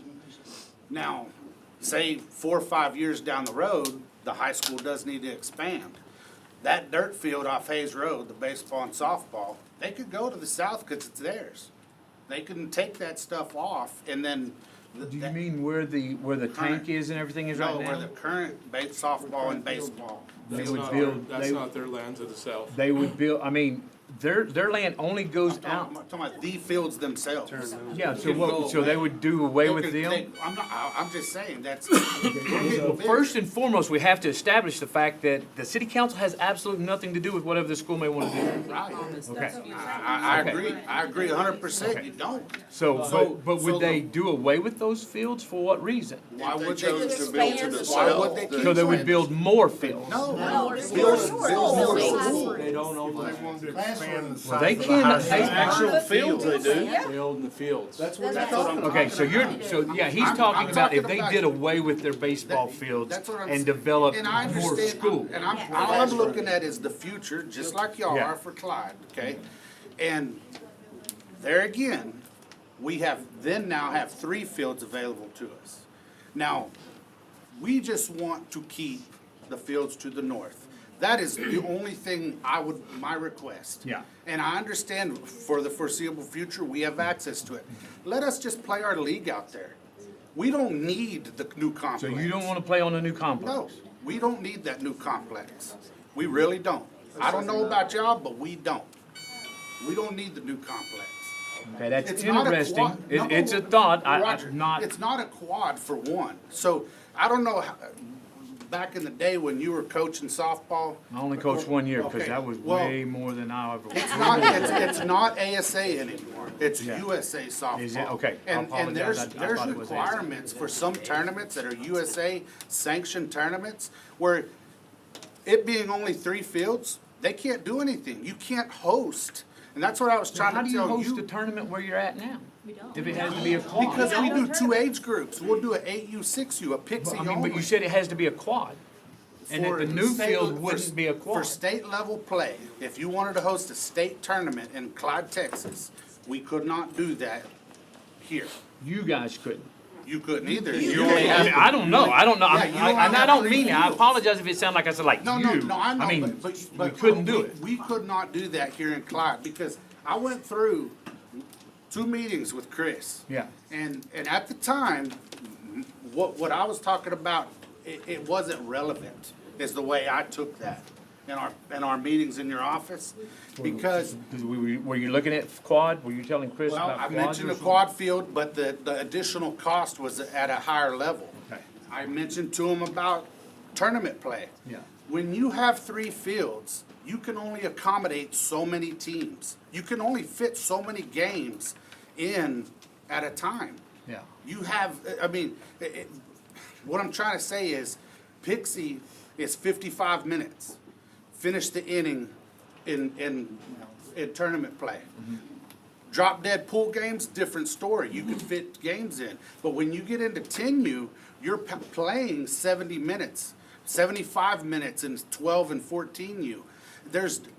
And you can only fit so many games in on the fields. That plays a factor into our league play too, but I don't have to get into those Okay, details. well, but then why wouldn't you wanna play at the complex and at the old field? Why wouldn't you wanna do both? Why split? My board's so little. Well, I don't know. I mean, I don't know. I don't know. No, I mean, I don't know about Okay, y'all, the well, baseball that's side. definitely something that is interesting. I But didn't know. maintenance alone on that, the city's contracting that out. Yeah, the city, which is fine, Yeah. take it, take the concession. I don't know. But, I mean, So Little League can make revenue. but, So let me clarify that. The city is not contracting out concessions. We can't. It's against the law. So what does that mean when you say they can't contract it? So it'll be city employees. It'll be right? city employees running the So the concession city is stand. making the money off the. which is good, I mean, that's your Yeah. intent. Gate fees when y'all have tournaments and so on, which is something you and I discussed also, having that. But you're gonna have playoff games, and remember, Little League Baseball, Clyde Girls Softball plays in the spring. I'm sorry, yeah, spring. We don't play in the fall, that's football. Yeah. This small town, we don't have enough interested to, it make even sense to play in the fall. Abilene does, but we don't here in Clyde. We don't have enough players to do that. So we don't play in the fall. And unfortunately, that actually plays into something that we have to take into consideration when we're looking at this. You're right. Little League and softball only play X amount of time throughout the year. The rest of the time, those fields stay dormant. But yet, they still have to be something, something. Right, we do it. Yeah, No, I'm not talking about maintaining, keeping it. No, I'm talking about when you look at, when you you look feel at they need to everything make you you want us to money? put Is that what you're into saying? it, yeah, I mean, Oh, okay, how so- do we, Well, you're- So if we I mean, came what are up you with a making right creative now? way of What are like you having making a right little now off softball. no, on that, we're not making anything on that. So out. for the 6 months out of the year, from July to December, you're right, they sit dormant. Maintenance, we're not discussing. They're not making money for 6 months out of the year, but it's still not hurting you. Yeah. Leave them alone. Okay. Let us maintain them. Okay. I mean. Yeah, for the you know sake of what I'm saying? conversation, yeah, I agree. But that's what I'm saying, is like I said, I don't wanna, I'm talking for softball. Yeah. We don't have lights on field 3. I mean, they're there, but the wiring's gone. Yeah. We adjust to it, okay? We adjust to playing an early game or practice on field 3 or our practice field that's in between field 3 and field 2. Yeah. But our focus is field 1 and 2 for our late games, because we do have lights. I wouldn't cut yourself out of just not being able or available to use the complex, but let's go forward with trying to figure out how best to make those fields out there work for softball and for Little League.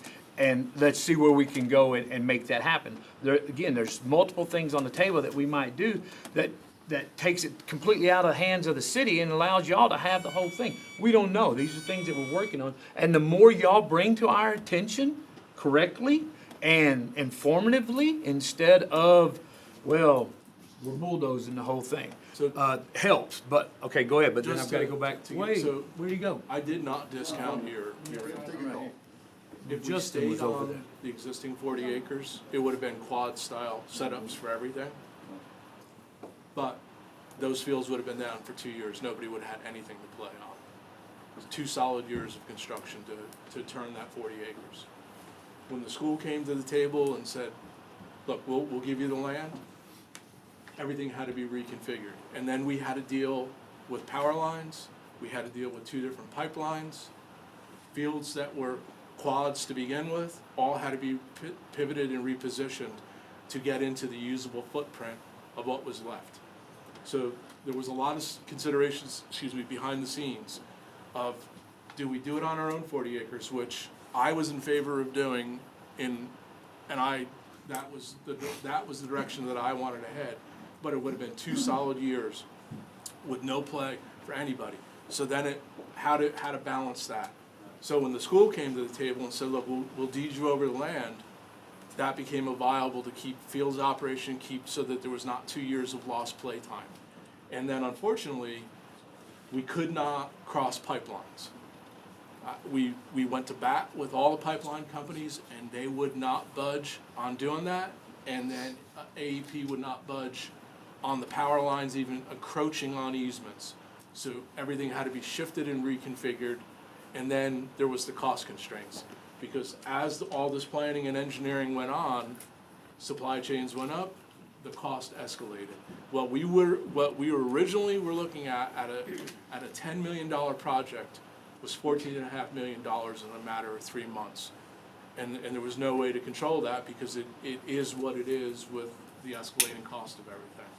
So your input was valued, it wasn't discounted at all, but then when it was balanced, and do we wipe fields clean and that you guys have nothing for 2 years? Or do we take the school up on their offer and put it on, deed the land over to the city, we build a sports complex there? It seemed like it was a win-win for everyone. No, let me go over here with these guys that had their hands up longer, so I'll come back to you. Yes, sir. Chris English, 355 FM 604 North. No. Just kind of piggying back. I see the passion on both sides. I really do, and I commend everybody for showing up and the board here. But why can't we find a happy medium in this, where there's 40 acres out there, develop 15 of it, leave the field the way it is, help these guys with the lights and stuff like that, because like we all said, and we all adore our children in this community. I had 2 boys that played, and I've got a daughter. Why don't we work with each other that way and find that happy medium? There's 40 acres out there, 15 of it, develop whatever, and you can put in there your plan of, hey, you can develop here, but fix the lights for the children. That way, city council's getting the best of both worlds. They're getting that, and these guys, the community, the guys who live, breathe, and work here and take care of our children, they still have those baseball fields to maintain and to keep with them. And not saying that the city has to maintain the grass or anything like that. Those are already established baseball fields and softball fields there. And there's no need to pick up and go somewhere else in the future. If you can, like you said, they wouldn't necessarily need the new ones if they had those. I would give them a little bit of a buffer in case you needed to build another field. But other than that, the rest of it, why don't you guys develop and the rest stays with these guys? I mean, just on the outside looking in, just a thought. I mean, Council is that more way, than happy you and guys are willing to getting work. what No. y'all want, and No. the community's getting what we want, what the community wants for the children, and you guys Yeah. are obviously concerned about the children. No, I don't think anybody in here don't think you are selling the kids out. Can I just play devil's advocate, please? Gotta get to this. Do you want to concede a little bit of time to her to play devil's advocate, or you want to? So, my name is Jeremiah Parker, 210 Stevens Street. I've only been in this community for 2 years. I have a son, plays ball, plays travel baseball. I was a high school coach from out of state, baseball coach for 7 years. I am currently working for a scouting service that scouts young talent for colleges. That's what I do now part-time. In your community now, you have 5 underclassmen high school baseball players that have active profiles that are being looked at by colleges. 5. For a community this small. On the flip side, where we came from, we did not have a baseball field. Every game was an away game. Every single one. So what does that mean? Our team, with our boys, never got last at bat. Lost more than half the games. If you put into your young men will put back into the community. This is what I have learned through coaching young men for over 16 years. I ask that not only I applaud the new fields, but keep the old fields for practice time. Last year, my son was fortunate enough to be on an all-star team. And we lost 2 games right in a row. When you're playing teams like Wiley, when you're playing teams like Jim Ned, they're not concerned about their practice facilities. They're practicing 6 days out of the week. Those teams. And I can speak to that exactly. So there's going to be a competitive imbalance. We moved here to this nice town, which we absolutely love, because it does care about the young men.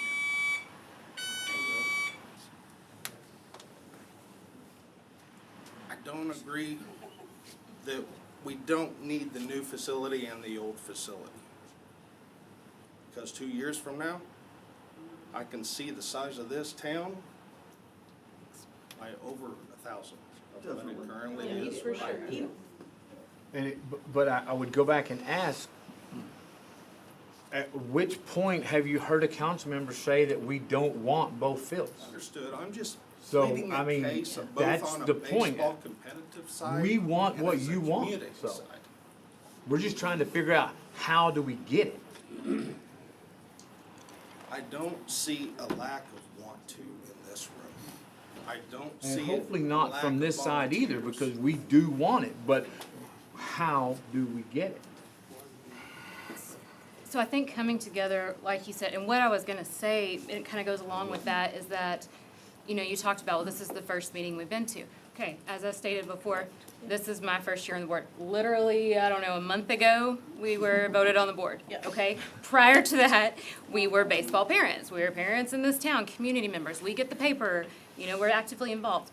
I will tell you, prior to being at a baseball board meeting, I was not aware that it was a chance that we wouldn't be playing on or having the current Little League fields for our possession, our playing, our practice. I didn't even know that was an option. So when we're saying that people aren't coming to meetings, I think it may be a lack of knowledge of knowing that there is even an issue. Like, you may not even realize that some of the parents in here may be in the same boat, that they didn't realize that that's even a risk at all, which I know right now. I know that that's not currently what we're looking at, but to know that that could happen in the future. I don't know if anyone was really aware.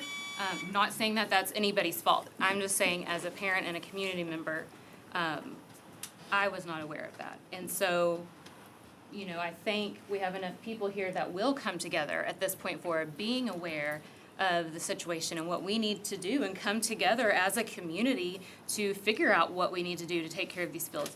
We have enough people that everyone cares about our kids, including y'all. And I don't think that it shows lack of compassion or lack of care of our kids for us not showing up to meetings prior to this.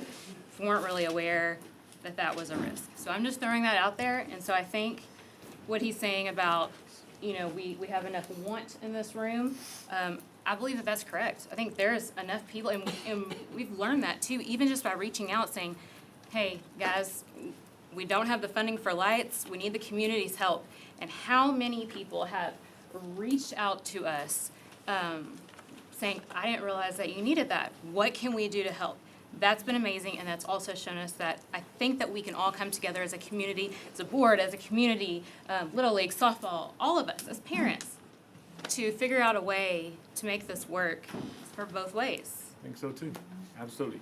Yes. I just wanted to ask 2 questions. Number one, if the allocation of the fields for the Friday, Saturday, Sunday are not utilized for tournaments, will that be reviewed and or altered based on the utilization of the fields? That is why scheduling is That's so why important. scheduling's so important. That is what we But things keep. are on the So table and it's yes, an option? yes. So right now, we're looking at across the board, baseball, high school sets their schedule so far in advance that we know where their games are.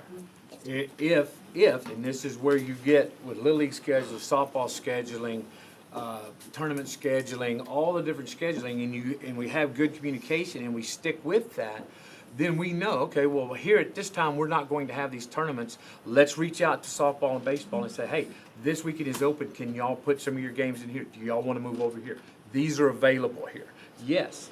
The thing I needed to make clear, and this was the deal, is that, and I misspoke when I spoke to Mr. Seaburn at that meeting. I misspoke when I said that high school would have priority. The priority is equal there. That's what the scheduling does. So baseball says we have scheduled games on these dates, this Tuesday and Friday. So we know that at that time, during that couple of hour period, we don't schedule a Little League game then. But can we schedule it prior to that or after that? Yeah, that's a possibility. And it's only a minimum. It's not nearly as many games as Little League and softball play. So there's a lot more room to work with that. The main thing is for everybody to understand that when those schedules get set, we are not going to have high school come in and go, oh, you know what? All of a sudden, Breckenridge got rained out last week and they need to come over to our fields and they need to play. Oh, you mean you got a Little League game scheduled on Thursday? Well, we need to bump that. No, won't happen. We will not allow that. That's the importance of the scheduling. High school had to go somewhere else and figure that out for them. High school doesn't own that, and that just go back to Little League and softball out there. Y'all realize those are public parks out there. You realize that if somebody came in and wanted to use those fields for something other than, they might bump you off of that. Y'all know that, right? I mean, if so-and-so come, yeah, I mean, it's a public park. It's not a, doesn't belong to Little League, doesn't belong to softball. Okay, so It's not likely to happen. Right, So that addresses the fact of Let's the. not throw those other misconceptions and things out there next thing you Well, know, but it's it has to be, spiral. because that's exactly what has been said, that Little League or softball will be bumped out of their spot. No, they won't be. This, unlike where you're currently at, will be set basically in stone to where you won't be bumped. When your schedule is set, those will be the games that you play. So hold on, wait, there was one more behind you. We have Hold on. weather. I mean, rain delays where rescheduling does happen. And that's true, but now using tournament level turf fields, now we don't get many rain delays and rain outs in Clyde, let's be honest. But no, I agree with you. Hey, look, I'm on your side. When I brought that up to Little League, they hounded me about that, saying, well, we don't get that many rain outs. That's true, but we will have even fewer when you have access to artificial grass. So we have even less of that, so. It doesn't stop lightning. Well, you're right, but nothing will, and nothing on any field will, and you're exactly right about It that. has to be rescheduled. Yeah, I think the so, scheduling yes. part is hard because of the number of teams and lack of fields, and so I think some of that with the turf will alleviate the rainouts. So what I'm trying to look Well, wait, solution I oriented. can't go back to you yet. Miss Patty has had her hand up I'm so before sorry, you, Miss so, Patty. yes, Patty needs to go. yes, ma'am. Patty Stinnett, PO Box 23 in Clyde. I need a physical address. 1514 Hunters Glen. Okay, Okay, so as Roger said from the very beginning, I've been here for 58 years, okay? I didn't call you out on no age. Long time, I didn't so- call you So out. I've been here a long time. So my mom and dad were both in on establishing the fields out there. Yeah. And I can remember as a young child picking stickers on the fields. You can still do that today if you want. Yeah, my back doesn't like that, but yeah. Yeah. You know, to get those fields together. Yeah. My mom and Rocky Ash and a bunch of them, you know, Doyle Young, all those, you know, they got Rocky Ash, he worked for a telephone company. They got the telephone company to donate all the poles to put the lights up. And then they just had to pay for, you know, getting the lights up and the wiring and stuff like that. But a lot of the wiring was done by individuals. So everything's been done by individuals forever. When my boys, who are 33 and 36 now, you know, we coached their teams. Roger was there because his boys were the same age. You know, we had to do all the maintenance on the fields. I mean, from picking up a piece of trash to wiring everything. And so when Roger did that in the past of y'all, the contract y'all did with the city and stuff, right there, I was like, oh, thank goodness. You know, the city's gonna be involved, so we're not gonna have to spend as much time on these fields that we have to. You know, because it was breaking our backs. We didn't have a weekend that we didn't go work the whole weekend out of the fields. And there's lots of people that same situation. So, being that said, did you think at that point in time, when you made that contract or whatever with them, that you would once be talking about maybe selling that to a, you know, for, you know, something else besides a baseball park? No, my idea, hope, and goal and dream always would be to have something similar. Now, the complex that we're having is far beyond even what I would have Right, dreamed back then, right. because I would have only been thinking softball and baseball at that time. Now, this incorporates so much more for so Right. many more youth, that there is what I had dreamed of. That is what I would have hoped. And I had it, Colorado City has a beautiful layout Yes, up there. yes. Teague, Texas has a beautiful Yes. layout. Several of them that, where, like the quad fields, I mean, it's a pinwheel out there. It's beautiful. Concession stands and center.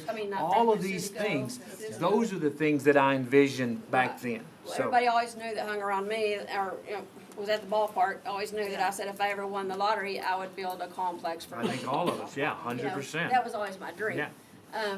But, you know, I just wanna say that I see some of your points, I see the parents' points that are now, using the fields, and I see grandparents' points that have been through a lot of this and everything.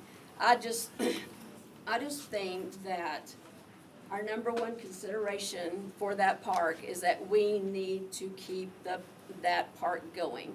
Because what you've built is wonderful, or what y'all are building is wonderful, you know, something like you said, beyond what we ever dreamed of. Yeah. But it will not take care of all the situations for the boys nor the girls. There's no way it can handle that, and especially with all the stuff that you're building, new apartment complexes, you know, all that kind of stuff, it's not gonna handle the influx of people that we're gonna get. Agreed. That's why I would love to see this eventually wind up being basically a north and a south complex. Right. That we Right. have what we're building here out there. But in the meantime, I see the fear of all the parents now. The Sure. fear of the rug being pulled right out He- from underneath them. Anxiety does breed exactly where we're Yes. at right now. I Yes, get it it, does. guys. I understand. Yeah. I'm sorry that And- there is so much of that Right. anxiety, but growing pains hurt. Yes, and they we are do. trying to do the best we can. Right, but growing pains together is what we have to Yeah. do, together, Yeah. everybody. And I understand you said nobody came to the meetings about that out there. Well, this is a good example of a certain place that's been here forever Yeah. that people are really concerned about. And I love it. I'm just- so glad y'all are yeah, here. with Thank the you outcome for of being people here. Y'all need to, y'all, as the board, needs to see that this is a major, major concern. And like you said, there's nothing that can be done on getting the park back to them until you see what the lawyers say and all that kind of stuff. But, you know, if there's a will, there's a way, okay? There is a way to get things done. The legality crap, you know, I know, it's there, Well, that's why and we all pay- have to deal with That's why it. we pay the city attorney. Yeah. And she'll figure this out for us. Yeah, and that's what I want to hear from y'all, is that y'all's goal is to figure out a way to get it back to the board. That is y'all's number one goal, is a way to get it back to the Little League, or the park board, if you have to establish another But one. with that in mind, wouldn't it make more sense if we could figure out a better way that Little League and softball didn't have to spend all their money on doing that, but the Right. city spent the Right. money on doing that? Yes. If we could figure out a way to do that, and again, working together, Yes. wouldn't it benefit, y'all wouldn't have to raise your rates every year Right, to have right. registration fees? The things that we could do if we find the money to make that happen Okay. and keep those fields, or turn those into an even better situation. But- Wouldn't that be better? But, as you said before, we never know what will happen. Sure, We we would don't. like to fit this in to the money that we get from them. We would like them to do this, you know, or we would like this, or we'd like that. We all know how iffy everything is. But here's the And how great thing, many y'all have put so much out here, which is why we invited you to be here. Mm-hmm. You've shown this. This is what we ask for on everything we do in this city. We ask for this kind of involvement and this kind of input. Right. But I Now, can I understand guarantee you, council anything that comes up from here, anybody, so if something comes up and somebody comes in here and goes, oh, hey, we'd like to have that property. You know what, one of the first things going through the council's mind right now is, holy crap, can you imagine trying to do this deal now with how upset everybody would be? Right. Because we work on what y'all tell us. And when you don't tell us anything, we have to assume that we're doing I things understand okay. that. I understand When you that. get here and you show this passion and this support and this commitment to what's out there, then that shows us, hey, we need to make sure that you are getting what you're asking for. Right. So Right. that's what we'll work on. We definitely want to work on you. She is going to die if she doesn't say her thing. Please, Miss Kent, please say what you got to say. I need to say one Oh, more thing. yes, before you yes, do that. yes. Okay, like I said, I understand all these parents' fear of that being pulled out from underneath them. And like you said, now that you've seen all these people here, I want that to be the number one thought on y'all's mind, every council member, not just Roger. I would like to hear from some other council members on what they think about it and stuff. I usually won't shut up long enough for them to Well, talk, but I will at this point. But so. I would like to hear some of their thought, because we only have your feedback. Yes. And it's a whole council, and it takes a whole council Can I ask to one make a question decision. first before they All give right, go feedback? ahead, and then we'll So ask council to speak. what I've heard collectively is the city state that, just you mentioned, now if I'm misquoting this, please correct me, I know you will. When you're talking about, wouldn't it be great if the city, bear the cost of that? If we could, yes. Right, okay. So right now, it seems like the most pressing thing for all of our fields right now to get them at least operational is a set or two of lights on the juniors intermediate field for baseball and at least lights on a third field in softball. Is it an unreasonable ask to say, hey, city council, can we get funding or some sort of assistance from the city to be able to at least do that, to get us operational for the time being and for the foreseeable future, whatever that looks like. And then if there is a plan to, further develop the complex into something like what is being currently built, then, we'll have to revisit that at that time. But for right now, this is where I think we're all struggling, is we're in this weird limbo phase where we know we need to do something and we have to do something, but we just don't know what that is. And even the people who want to donate money or sponsorships for us, they're having a tough time saying, okay, well, I want to give you money, but if it's going to be bulldozed down, then we don't want to do that. Now, I understand we've Yeah. dispelled No, some you're of right. that. You're right, you're good. But then, is it unreasonable to ask the city to Not help unreasonable partner in at all. that That's why cost? I've asked Whatever that people to looks come like. and ask. So we've established now that's not Hold unreasonable. on, he's first. So then my next question is, if we've established that that's not an unreasonable ask, then what information are you needing to be, as a council, to be able Lily to make a gave us, decision? this is great. This is the this first time gonna I've seen be- that right there. That is some very good information. So- That gives So us I know something other to people work have questions too, but I wanna make sure we're clear, what are the steps moving forward, other So- than the next council meeting Okay, on March the 14th? let Crystal give you some information on that. So, excuse me. In the next 2 months, I need an ask. Okay, Need a concrete ask, because I start the budget. gotcha. We're halfway through a budget cycle, so the answer Now is no. now is no. No doesn't mean no in the future. No just means we're halfway through a budget cycle and it wasn't programmed for, and we've hit a bunch of unexpected expenses. Come in with your ask, come in with a plan, let's sit down. I'll program it into the budget, I'll take it to council, just like Okay. I do with every other one of the spending priorities. And I do have one other question, and I promise this will be my last one, but it's relevant and piggybacked off of this. Alright. So we did reach out, kind of trying to, again, create money to pay for something. Talking about renaming the park or renaming fields, trying to let someone sponsor that or purchase those naming rights, which is very similar.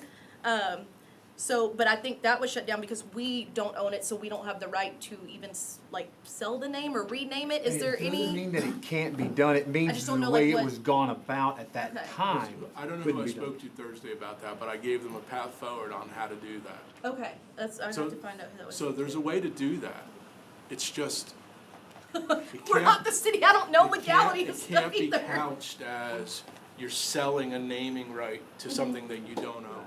I think literally the idea was just to make a huge sign that says, hey, this is possible because this person was generous. And it was never And to we say, can do those. this is We can yours, do do that. whatever you want. It was just, we were trying to be as creative as Yes. possible to to try to raise funds because like paying we're for parking independent. spots. And that's We great. support ourselves completely. And that's Except great. for the $150 a Yeah. month in the insurance.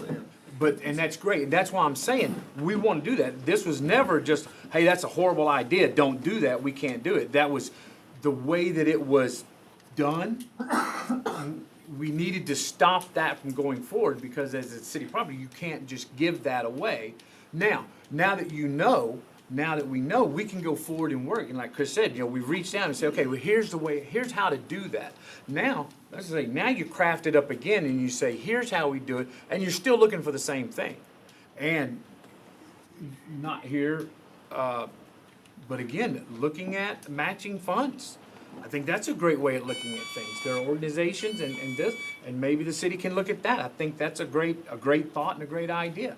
There's nothing saying that we can't all work together to figure out how to come up with the money to get the lights. What Chris has said and what we're trying to make understood is that there's no money that we can come up.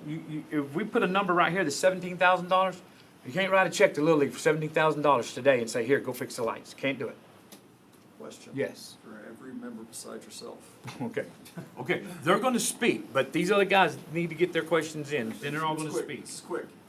Is any other council member concerned about spending money on these facilities with the thought that you may not have them, or we might not have them next year? Absolutely not. No, absolutely not. That's a fair question. I'm done. Okay, And Mr. can Walker. can I just piggyback on that, because the mayor raised an important point. So besides the duties of being city administrator, I also have the duties as economic development director. And if, and this is a big if somebody came in knocking on a door, that is exactly because they would come in with an incentive ask. And that's how deals get done. So the city owns other land. There's other opportunities that are out there. So it's nothing is off the table when you start talking to developers about how projects get done. They're gonna ask for economic incentives, and then the pushback would be that if we're gonna grant you economic incentives, then this is what you're gonna do. If we're gonna incentivize your project, there's gonna be a cutout of your project that's gonna go to build ball fields somewhere else. But is everybody else, But is everybody that a on board with that? guarantee from every Well, one of you, yeah, that if y'all decide to because- sell the land, that y'all would all guarantee that we still have a field somewhere? You would make a field happen somewhere for our kids to play besides the complex. Which one is that will exactly why we accommodate went out and every looked to single see one. if there were other Absolutely. fields, viable options for fields, if we needed to go there, if that's what y'all wanted. How what can we we play want. on school property? If we can't play on like the high school fields because that's school property and they said no, They didn't say no because it's school property, they said no because they Liability. played, Justin asked because they liability. played they only have one field to play on. They have JV and varsity, and they have to practice on that field too. They can't incorporate putting on multiple Little League teams when they're the ones trying to keep their high school going. And we don't own that part of it, we can't speak for them on that part. Justin spoke on summer because he spoke about doing, wanting his travel ball team. So that wasn't during school. Which is That also, was has to be not kept during- separate from what we're talking about with Little League and softball here. So those two existing grass fields, once this complex is open, become part of the complex footprint. So those two fields immediately become available. Superintendent told me that on Thursday, that once the complex is up and running and they have the ability to play on a new field for softball and baseball, that they become community fields. Is there gonna be That- scheduling for being able to use Yes, that? that's all part too? of, that's all part of setting the master scheduling and calendar. Has And the is- school made any mention of that will be available for foreseeable future? That Yes. they don't have those other contingent plans Yes, that other because that schools was have? all structured in our deal with the school district. And y'all will make those actual fields that aren't Yes. just a backstop, that will be set for our children to play on, that will have lots for our kids to be able to play and have practice during the Movable evenings. bases. Everything that we need for our children, what is already set up out there, if y'all take that away, do I have a word that from each and every one of y'all that y'all guarantee, if y'all sell that or do away with those, that y'all will guarantee, other than that sports complex, somewhere that is going to be able to accommodate each and every one of our teams that we have at Clyde, each and every one of our children? No. There's no way I can make that guarantee to you. I can guarantee you that we will do everything possible and the absolute best that we can, because again, that's exactly what we want. But you're asking me to be able to foresee the future and tell the future. I can't. And I'm not gonna lie to you and tell you, oh, I'm giving you my word. We will never do this or that. Well, I found out through past practice that there's no way to predict that. When we did this in 2005, it was with that intent that this would already be done where we're at with this complex. And look, it's 2023, and we're not there yet. So I'm not going to lie to you and tell you I guarantee you something I can't guarantee you. I guarantee you with every fiber of my being that I will fight 100% to make that happen. That's what I guarantee.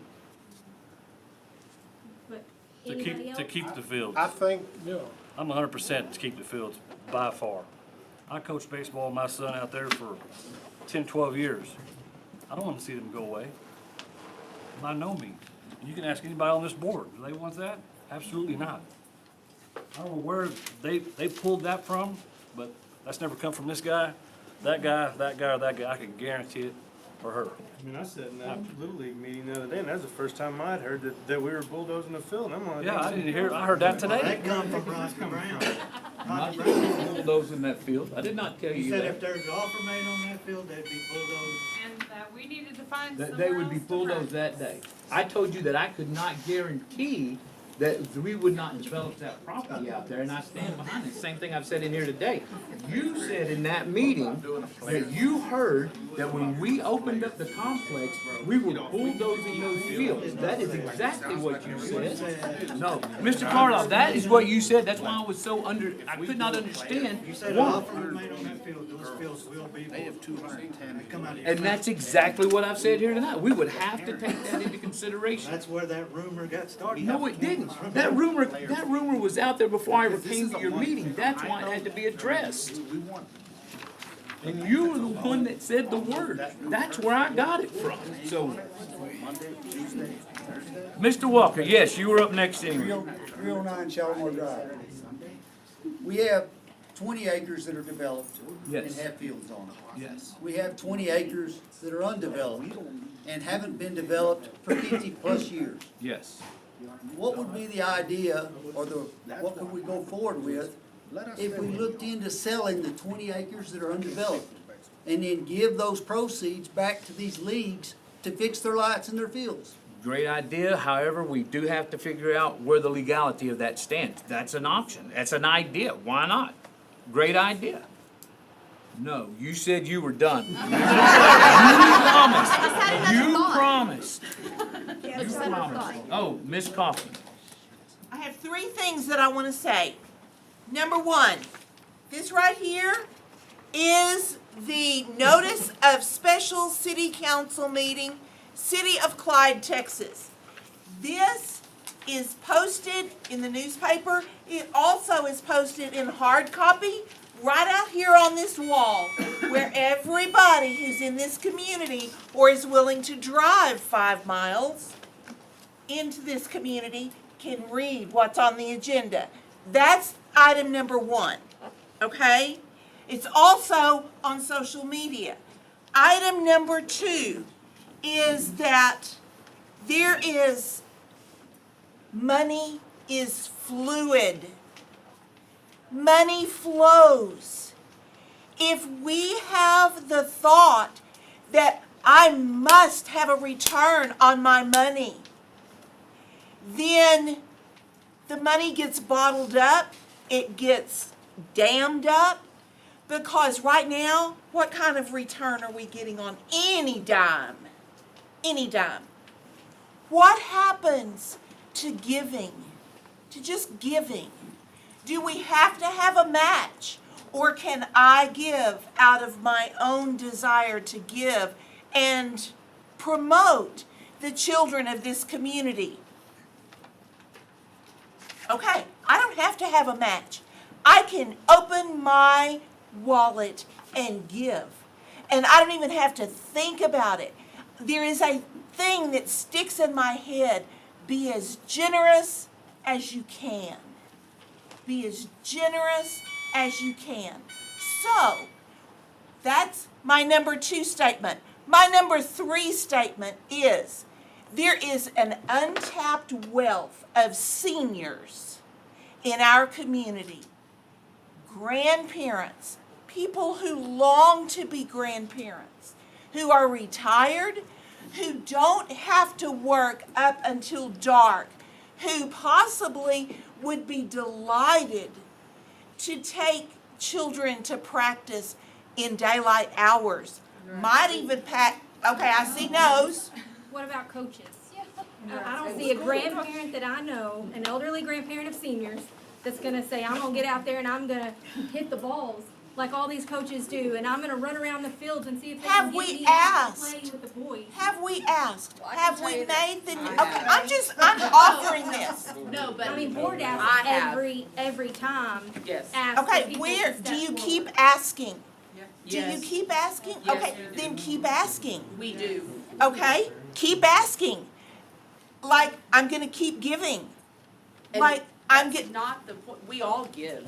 Oh, I understand, but I'm saying We these are all our resources. And y'all are the ones that are saying this is run like a business.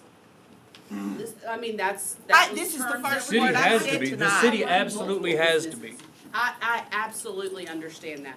But I'm just But saying, to come to us and ask us to give, we are giving. We I give understand. hours. My parents, they played at those fields. I've played been at those there. fields. I've been there. My understand. children are grown now. My grandchildren and I playing Parents ball. help with practices I as understand. much as they can, but they also still work. Okay, So I still work. Would you like to come out then and take on a team?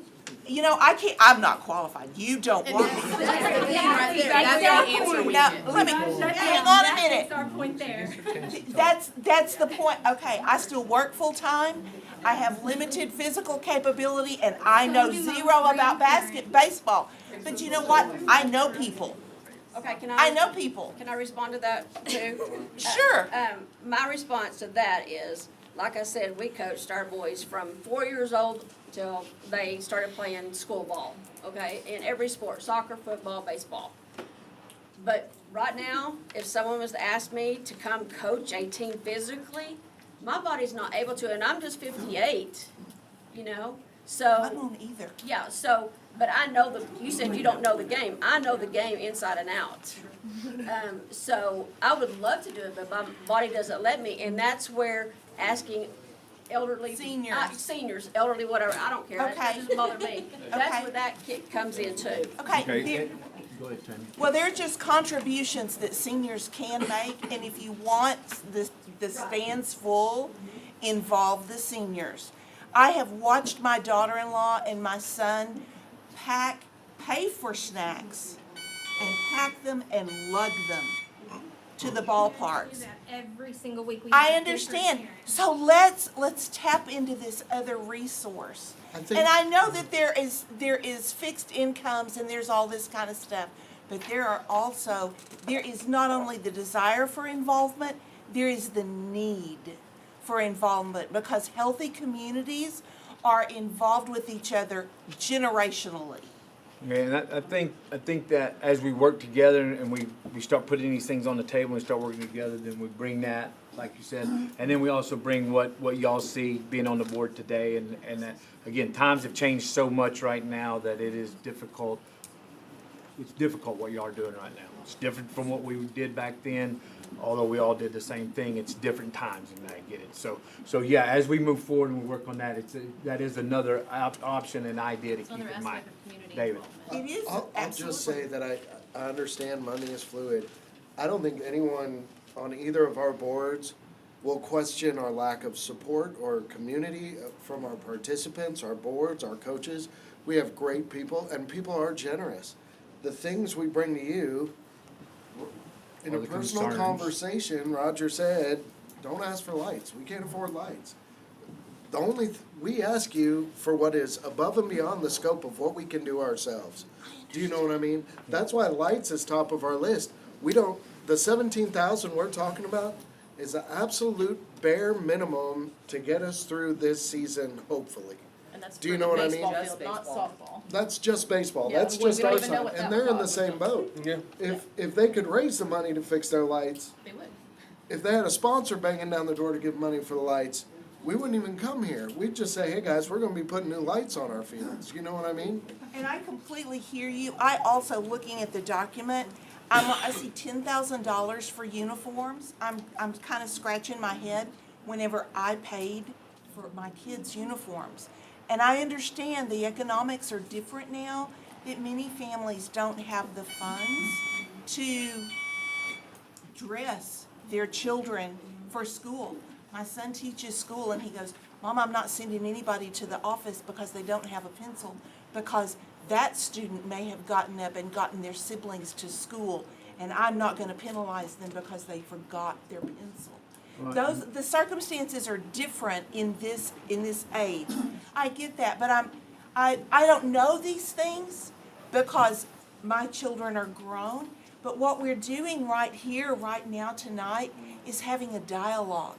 You're educating me, and I hope that I can offer an idea that hasn't been thought of. Maybe it has. Maybe it has. But if I don't speak it, then it just sits, and it's a seed that just doesn't get planted. So we're having a dialogue. This is good. I think there was some frustration because we did feel like we had to come up with a way, and we still do, to come up with a way to get lights so our boys could play. And I think that there was a sense of frustration because we felt like, okay, we're doing all these fundraising, we've reached out, hey, let's do something creative. Like, what can we do to get someone to help us with lights? And I felt like, I think when we received the notification, like, hey, I was outside, sorry. Okay, never mind. The one thing, the uniforms, if you're talking about like cost, if I can just clarify that, it's the uniforms for all participants. It includes a hat, also for the 2 coaches that are on each team. They're also, we asked them to get sponsorships for their team to help supplement the cost of uniforms. But just to clarify what some of that includes, and you're talking about 215 kids alone, plus at least 2 coaches per team, so that's 20 teams, maybe sometimes 3. So that's, if you're talking about that, we priced it out, it's around like $32 some odd dollars a person, somewhere around there. I could be wrong, give or take. Registration going up. Correct, so just to clarify, yes, because it is a big expense, it's one of our larger ones. Sure. And it's one that we anticipate as a Little League, whether we own and maintain the fields or not, that's something, an anticipated expense for Little League. But then having to couple that with these astronomical like fixes to get it up to snuff, and then even, I understand, some people may have had time to maintain, the grounds themselves, and they saved money that way, and that's great. I wish. You didn't have time to do it. No, You did. right. But we're not right. just doing the fields too. I do want to throw that out there. That money is not just for the fields. Like Right, yeah. everything all around the fields. But Like we've paint, gone finish. over all that. Yeah, Our I just wanted biggest to part here clarify is some kind of pieces what you that are touched on large earlier. items, and you'd be like, okay, why are you Let's spending move this much forward money? Yeah. working together on these things. Y'all brought some great ideas to us. Yeah. This is some very good information. Let's move forward Yeah. with that. Let's move forward. I've told y'all, we will invite y'all. We'll make sure that y'all have an invite. Y'all be at our meetings, not just the ones that are dealing and addressing that. And Ms. Kaufman is right. All of this stuff is out there in multiple ways, including being live streamed right now. If you can't make it to a meeting, you can get in there. But we will reach out to y'all. The same token, the reason why that we asked council to be able to try and make it, it was very short notice when we came to baseball. It's why it's only Paul and I were the only ones able to make it because we had guys out of town and everything. But it's why we wanted to come to Little League, to the meeting, was to find out these things. So we do want to work together.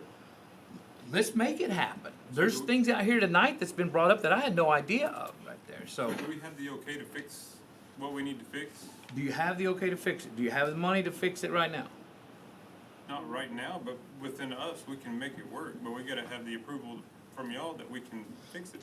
Like the welding of the whatever you were talking about, or. Fixing the crossbars and fixing the lights. If we come up with the money ourselves, do we have your okay? that we can Have fix it? somebody come to the city, sit down with Chris, and let's clarify each of those things that as they are addressed and needed. And yeah, I can almost guarantee you, as long as it is not going to be something that the risk of you, let's say, like if you went up there and you were climbing up that pole and you were gonna fix that crossbar yourself, okay? as long as it's something that everything that meets that you're able to do that, and you falling off there is not gonna wind up suing the city for, millions of dollars? Well, if something falls off one of those. No, poles, you, my I'm talking kid, about I'm you gonna come falling to off. the city. That's why we would want to make sure that we have somebody that's able to do it. And I'm not picking on you, I'm just saying, I get it. yes, come up here, sit down with Chris and say, look, we have the funds to do this part of it. We have the money for the lights, we have the money we gotta weld the fence over here. But if it takes a month or two to go through the. It's not gonna take a month to go through council. I'm saying, come up and talk to him on a daily basis. I apologize, I spoke to so many people Thursday. I don't remember the gentleman that I spoke to, but I worked through this with them, and I said, yes, you can fundraise to do your thing, get your lights, do the things that you wanna do, we're okay with that. Just don't coach it as you're selling naming rights. Can we sell a banner? Yes, I approved that on Thursday. $17,000? But yes. Yeah, I mean, it was the term of selling naming rights. That was the legal hangup. Again, I apologize, I don't know who I spoke to Thursday, but we hashed Knowing all what this you're out. getting at is not the same as us being able to justify it when it comes down to the lawsuit that they ask about. That's why I say, come and ask. All this was very simple. It's a very simple fix. It was a matter of wording, and it's He doesn't fixed. have to come and ask if he just told him that he could. Yeah, so Thursday, they presented a solid idea. We walked through what the concerns were, and we reached an agreement at the end of the conversation. It's that easy. Folks, I have an open door policy. Anytime that you have a question, call me. You wanna come to the city halls? I'll make time to sit down with you. You wanna have a phone call with me? Call me. I'll take everybody's phone call. It's so much easier if you reach out and you talk to me, and I can give you the right direction of where we're going and how we're getting there. And that goes for all the council members too. You can reach out to any one of us. But Chris, you're better, yes, Mr. We've got AEP set for March the 11th to come out and install a light. They can do that, correct? Just wanted to clear that up. I gave the okay on Thursday for that. Okay. So Blake, do y'all know right now, y'all got somebody that can do the crossbars? Or is that what he's talking about? I've already volunteered to build the crosswalk. Okay, so you got it, you're set up, you're ready to go, y'all got everything you Just need? waiting on word. Okay, so, what do we need to look at as far as that goes, as far as them being able to go up there and do that? We wouldn't climb the pole, we would use a bucket truck. So if AEP's out there changing lights anyways, they're gonna have a bucket truck there. Yeah. If we've got the approval for it, then we can have what we need at that time to hand them the crossbar, and then they can install They it. can hang the lights on the crossbar. We got a problem with that? And it's not something we have to vote on like that, but I wanna make sure, as y'all have asked, that council have their own questions, their own voice and everything. Does anybody have a issue with I that? just have a question, does this require a permit? The city will waive the permit. God bless y'all. Okay, so, yes, sir, I'm coming to you, but hold on, well, let me address Blake then. So yes, Blake, y'all take care of it. Cool. Y'all got it? Thank you. On that City regard, limits. are we outside of city limits though? Because we noticed sign The movement. city park that is a city park, it belongs, it is a Okay, city. that's why we weren't 100% sure on that, because we knew that the wording was a little Yeah. weird, so. Yes, sir. I just want everybody to be known. since- Name and address for Ms. Chris Connie. Jones, 909 Golden Street. Yeah. Now, since everybody's here right now, I've been to a few of these since I've been here, and I very seldom see more than 2 or 3 people in here. All right, so, just to let everybody know that when you sit at home and not coming in here, you're actually in silence acquiescence and tacit agreeing to whatever they say. All right? So if you want your voice heard, you do need to show up and appear and do your regress, okay? Because if you sit at home, then whatever they do is okay by y'all, by tacit agreeing and staying in silence acquiescence. So I just want everybody to know, because, you know, we had this one incident, which is great, everybody's coming together, but it's one incident. There's a bunch of other incidents that we, the people, are ignoring. Okay? So we need to stay on top Just once a month. I'll shoot it to you. Okay? Now, I don't make it all the time. I just want everybody to know that because you don't show up, you agree to their terms. All righty? Yes, sir, thank you very much for that. Can I just say one more thing? Yes. So you guys raised a really interesting point, and it's a very important point about the city, about the youth, and about everything that's going on here. So, from a site selector's perspective, in dealing with trying to bring business in here, trying to grow the tax base, trying to do things that we're not raising taxes, the number one criteria right now in the competition nationwide to bring a business into a community is the quality of life initiatives in a community.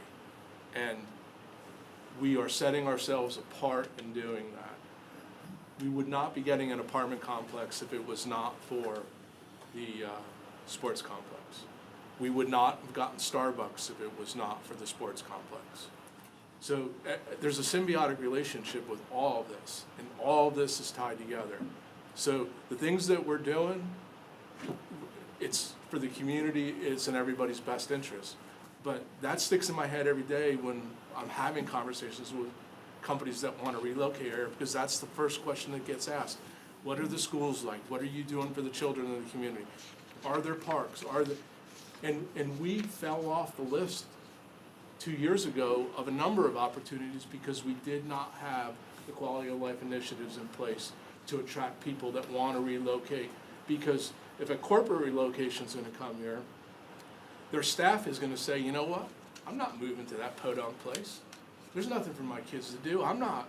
And then the site selectors, and they walk away from those business decisions. So we're all in this together. And again, everything that we're doing, it really is with everybody's best interest at heart. And there were some great ideas here tonight. You know, maybe you go to fee schedules. Maybe there's things that you do. You're asking, and this is the reason I asked the question, and this is not to anybody that does not live in city limits, but you're asking the city to spend city tax dollars that the citizens of Clyde are paying. You've got communities that are coming in here from children and communities from other cities. Maybe there needs to be a fee schedule in place for those to help offset your operating costs. Because how do we justify to the taxpayers of Clyde that are paying city property taxes, that are funding all of this, that these other communities benefit? And I'm not saying that in a mean-spirited manner. It's just truly the business of everything that goes on, because at the end of the day, everything we're asking people to do is based on. You're only talking about 15% of the kids. Well, 85% of the kids come from Clyde. And that's great. And as much as it's a business, the business transaction you're talking about is turning away a child. That's the end result. I understand that, but That's a hard thing to look a kid in the face and say, you can't play baseball because you don't have an extra $50. Some of those kids do go to school in Clyde. They are, you know, kids that live in Hamby, Potosi, I mean, those are kids that are in Clyde ISD, which I understand what you're saying about in-city limit taxpayers. I get that. But I think that it is important to know that those kids are going to school in Clyde. They are going through our schools. They are going through the high school. They are a part of the future of these programs. And don't we need part of that? Don't we want to bring people in? No, don't we want we them do, to but spend you have to go fill up understand their gas tank there's a at the new balancing place? act somewhere. So those kids that are coming in and going to Clyde schools are paying Clyde school taxes. Right, but what I'm saying is when mom and dad bring them to practice and they fill up with gas and they eat at Whataburger, we're No, collecting sales tax I on understand that. all that. Everything is about a balancing act. All I'm saying is that there were some very innovative ideas that were spoken about tonight. That might be an opportunity to start fraying some of the cost. You can't charge one kid different than you do another. And You for can't. example, I And don't live in again, the city limits. Chris is allowing that this is an option, not telling you what to do. I understand. But that when we're looking at ways of how to offset and how to fund and how to do all the things we have to do, like it or not, again, I get to be the bad guy. Like it or not, I don't want to turn any child away, not at all. But where does the city or any entity become the be-all, fix-all for every single person out there? We can't do it. You can't. do it. think We can anyone here has asked try, you to do that. we can try, I think but you we've asked you can't. to work Now, with us y'all to do it. actually have some things set in place that allow to not allow a child to be left behind and like that. So those are options. Again, Chris is simply throwing out the idea.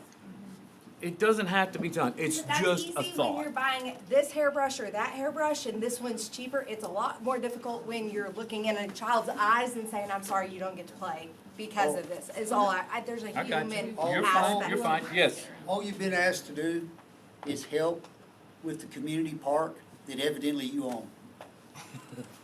And haven't Is I that- said, is that not true? and haven't Is I that not said on true? multiple occasions since we've been sitting here that that's exactly what we want to do? Sure. So then, That's all you've been asked. But Okay. it's working together. And that's what we wanna do. It's not one-sided. yes, sir.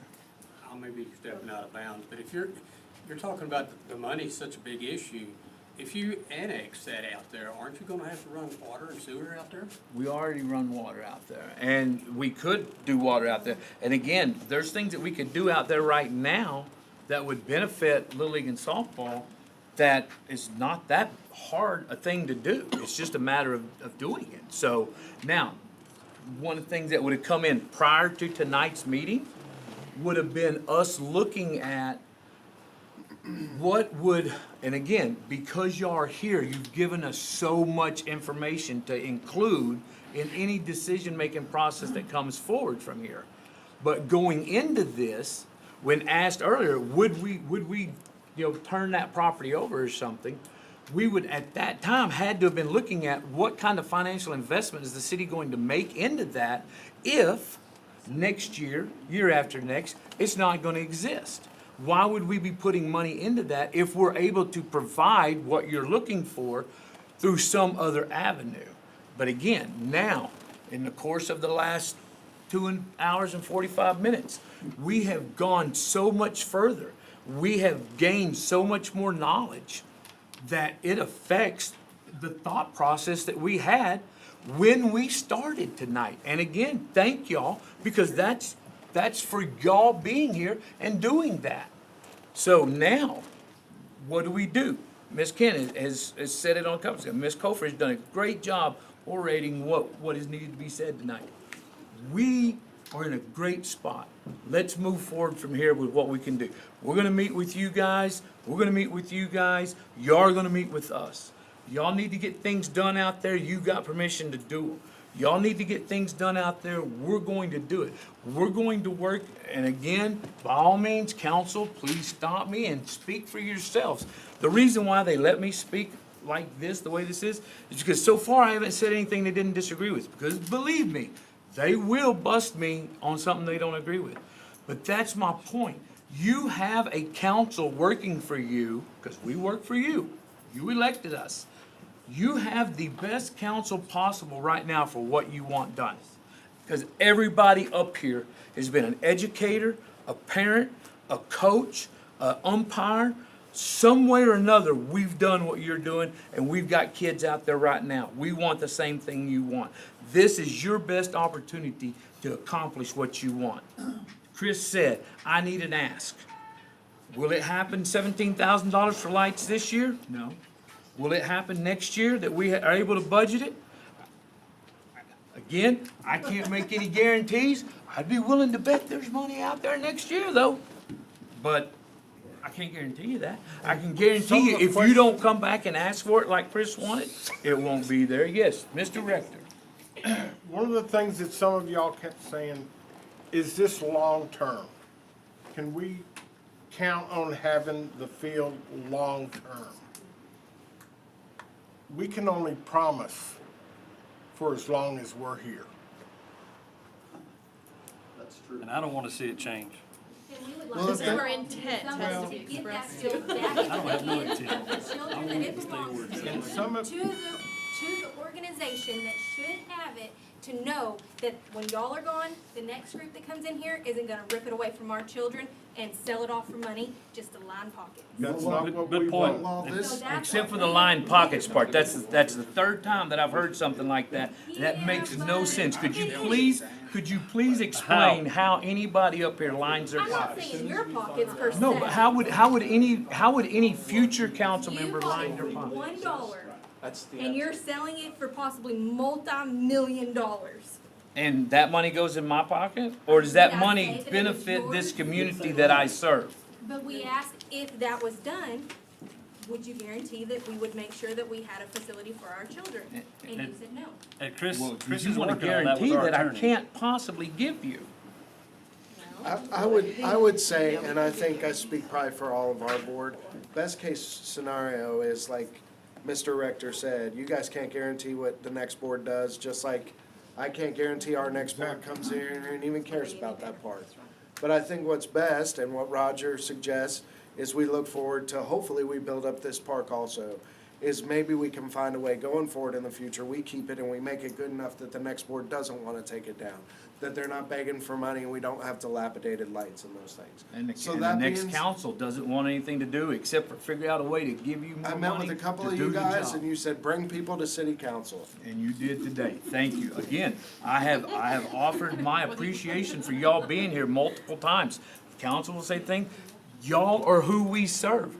We only do what we can, the best we can, and that's based on what you tell us. And if you never tell us anything, then you leave it to us to try and figure this out on ourselves. Again, y'all have given us great information. Yes, ma'am. So if y'all are legally able to sell the land, if that contract isn't binding anymore because the board, then can it be proposed that y'all sell it to them for $1? Can y'all sell it back to the league, or sell it to the league for $1? Is that something we would look at? Yeah, we would look at doing that. If there's some way possible that we can do that. We're not, you seem, again, you keep coming back to the fact that you seem to think. Okay, to just wrap that up. Say though, it's like it was sold to you in the intent that the city was going to basically take over ownership to aid with grants, and I think what she's trying to say then, the Well, I know city what would she's then trying to take. say, and I get it. Yeah. Would we try and figure out some way for y'all to have that and it not even be something that the city had to work with? Yeah, that's a pretty good deal for us. So if it Because goes then we back, don't have to he try and said do it's that. already But, been asked. huh? He said it's already been asked, that y'all's lawyers are looking into it. Yeah, we'll, If it and we'll, is, we'll know something, know something March's by meeting. next council. Our lawyer told us today that she would know something by our We'll know next, that which it is is. March 14th. able to be sold, will y'all sell it back, or sell it to Will, the will we Clyde? consider it? Yes. Yeah. Yeah, well, we'll consider a lot of things that we've talked about today. But again, I ask you, why, if in the consideration part, if we could figure out how for the city to do all the things that you want done, why would you wanna buy something for $1 that you have to take care of when we're telling you? The parents are already basically taking care of Yeah, it. no, wait, Y'all have your been parents that way. are right now, but like David said, what is next generation's parents? If we don't take care of it now, our kids coming up won't care. Agreed, and that's what we're trying to do too. Well, I can tell you what, if the lawyer comes back and my vote is to give it back to the Little League. That's my vote. Again, I have to count you on how To the you say board of the things. Little You League. can't give it back to the Little League. It never belonged to the Little League. So- But these things have to be said so that they're not misconstrued. So, Not to go 10 miles down in the weeds on the legal part of this, but what I'm working with the city attorney on is to determine, with the Clyde Community Park Board being dissolved by the state of Texas for non-compliance, what legal entity exists? The question that was asked today is, are the two entities nonprofits? You answered that question tonight, it is. That is a huge step forward in answering all the legal questions. When we have the council meeting, in March, we'll have an answer. Our city attorney's doing all the research on it, and then I will present in a council package to council the attorney's recommendation and the staff's recommendation, and council will be on it. First of all, if we were gonna go down that path, and like Councilman White said, he'd like to give it to you, I would not propose we would have to do it for at least $1. We could not transfer land for free. Just to be completely I transparent. know, we're talking about transparency, We have also sought legal counsel, and we have also already pursued reinstating the exact same Clyde Community Parks Board. It was involuntarily dissolved, and we are pursuing the option of possibly by next meeting saying we are the Clyde Community Parks Board. That should help you. That should, depending. Yeah, that would alleviate, because Right. now, unless, and again, I'm not a lawyer, so I don't understand, unless, I mean, if it goes back to that, and then that reinstates that contract to where that's good, man, that makes a lot of things a lot But- easier. And I state this, we do that with the sole purpose of keeping that park. If our best option is you guys keep ownership of it, even if we are the Clyde Community Parks Board again, and we can work together to improve that in the current situation we're in right now, the only reason we do that is so it's not lost. Yeah. Right, exactly. Does that And make again, sense? we are Means not, last resort. we never went into, let's build a sports complex over here so we can sell this property over here and make money. That was never the plan. Our original plan was to build a sports complex over there. The idea came about with the school involvement, allowed us to go there and continue playing ball here, with the outward hopes that we would then develop that into all the things that we all want. The ball fields that we all want, the lights that we want, the tournament play that we want. That's what we would like to have. But when you ask, would we consider these other things if they're brought forth? We have a responsibility as the city council to consider those things. The same responsibility we have to consider your concerns. Now, your concerns have been expressed, and I guarantee you, they hold a lot more weight than anybody that's gonna come in from outside wanting to buy that property. You have a lot more weight on that, because you're who we serve. If this is what the community wants, that's what we wanna do. Now you've made it clear, let us go forward with that. I have a request of the schedulers, and I'm looking at the schedulers because I know that you are the people who kind of know really what's going on. I have been apart from Little League for so many years because my children are grown. I would like to know the names of the Little League teams and the softball teams. I mean, who are they? Are they the Dodgers? Are they the, who are they? I want to know who they are, and I want to know how many there are. And I know, and you don't have to give me the children's names because that's ridiculous. But nurses get jobs done by knowing what the needs are. And how many patients do we have on the floor? I don't know how many Little League and softball leagues. How many there was. I want you to email it to me. My city website, their city website has my email. Please email it to me so that I have a document that I can share with my peers. And that I can, because I have a, you know, I can say, this is important to me. Might this be important to you? It's that word of mouth, making a need known, being willing to position an ask. Can I maybe drum up? I know my grandson, who is now about 6'3", played catcher. Do you know how many sets of shin guards and equipment and masks that my children and grandparents bought for that child? Because Abilene didn't buy it. Mom and Dad and grandparents bought it because that kid was growing like a weed, and it was ridiculous from one season to the next. So, and then what did we do with those other ones? We gave them to the next little guys down. So inform me, please inform me. I'll be watching for that.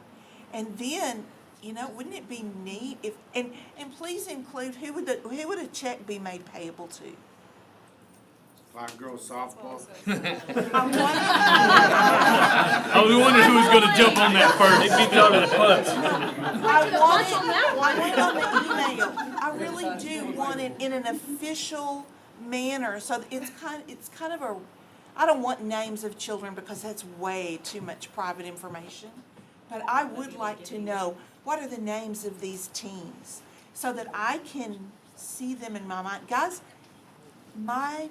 I'll just say it, my last name now is Kaufman. When my kids were playing ball, it was not Kaufman. But the man that I married umped Little League ball for about 3 decades. And this is close to my heart because it's close to my beloved's heart. And there are people, there are adults that walk up to him and call him Blue because they remember him as Blue. They don't know his name. And then there is the second generation that comes up and calls him Blue because he umped multiple generations. And so, yes, does it matter to this council? You bet it matters.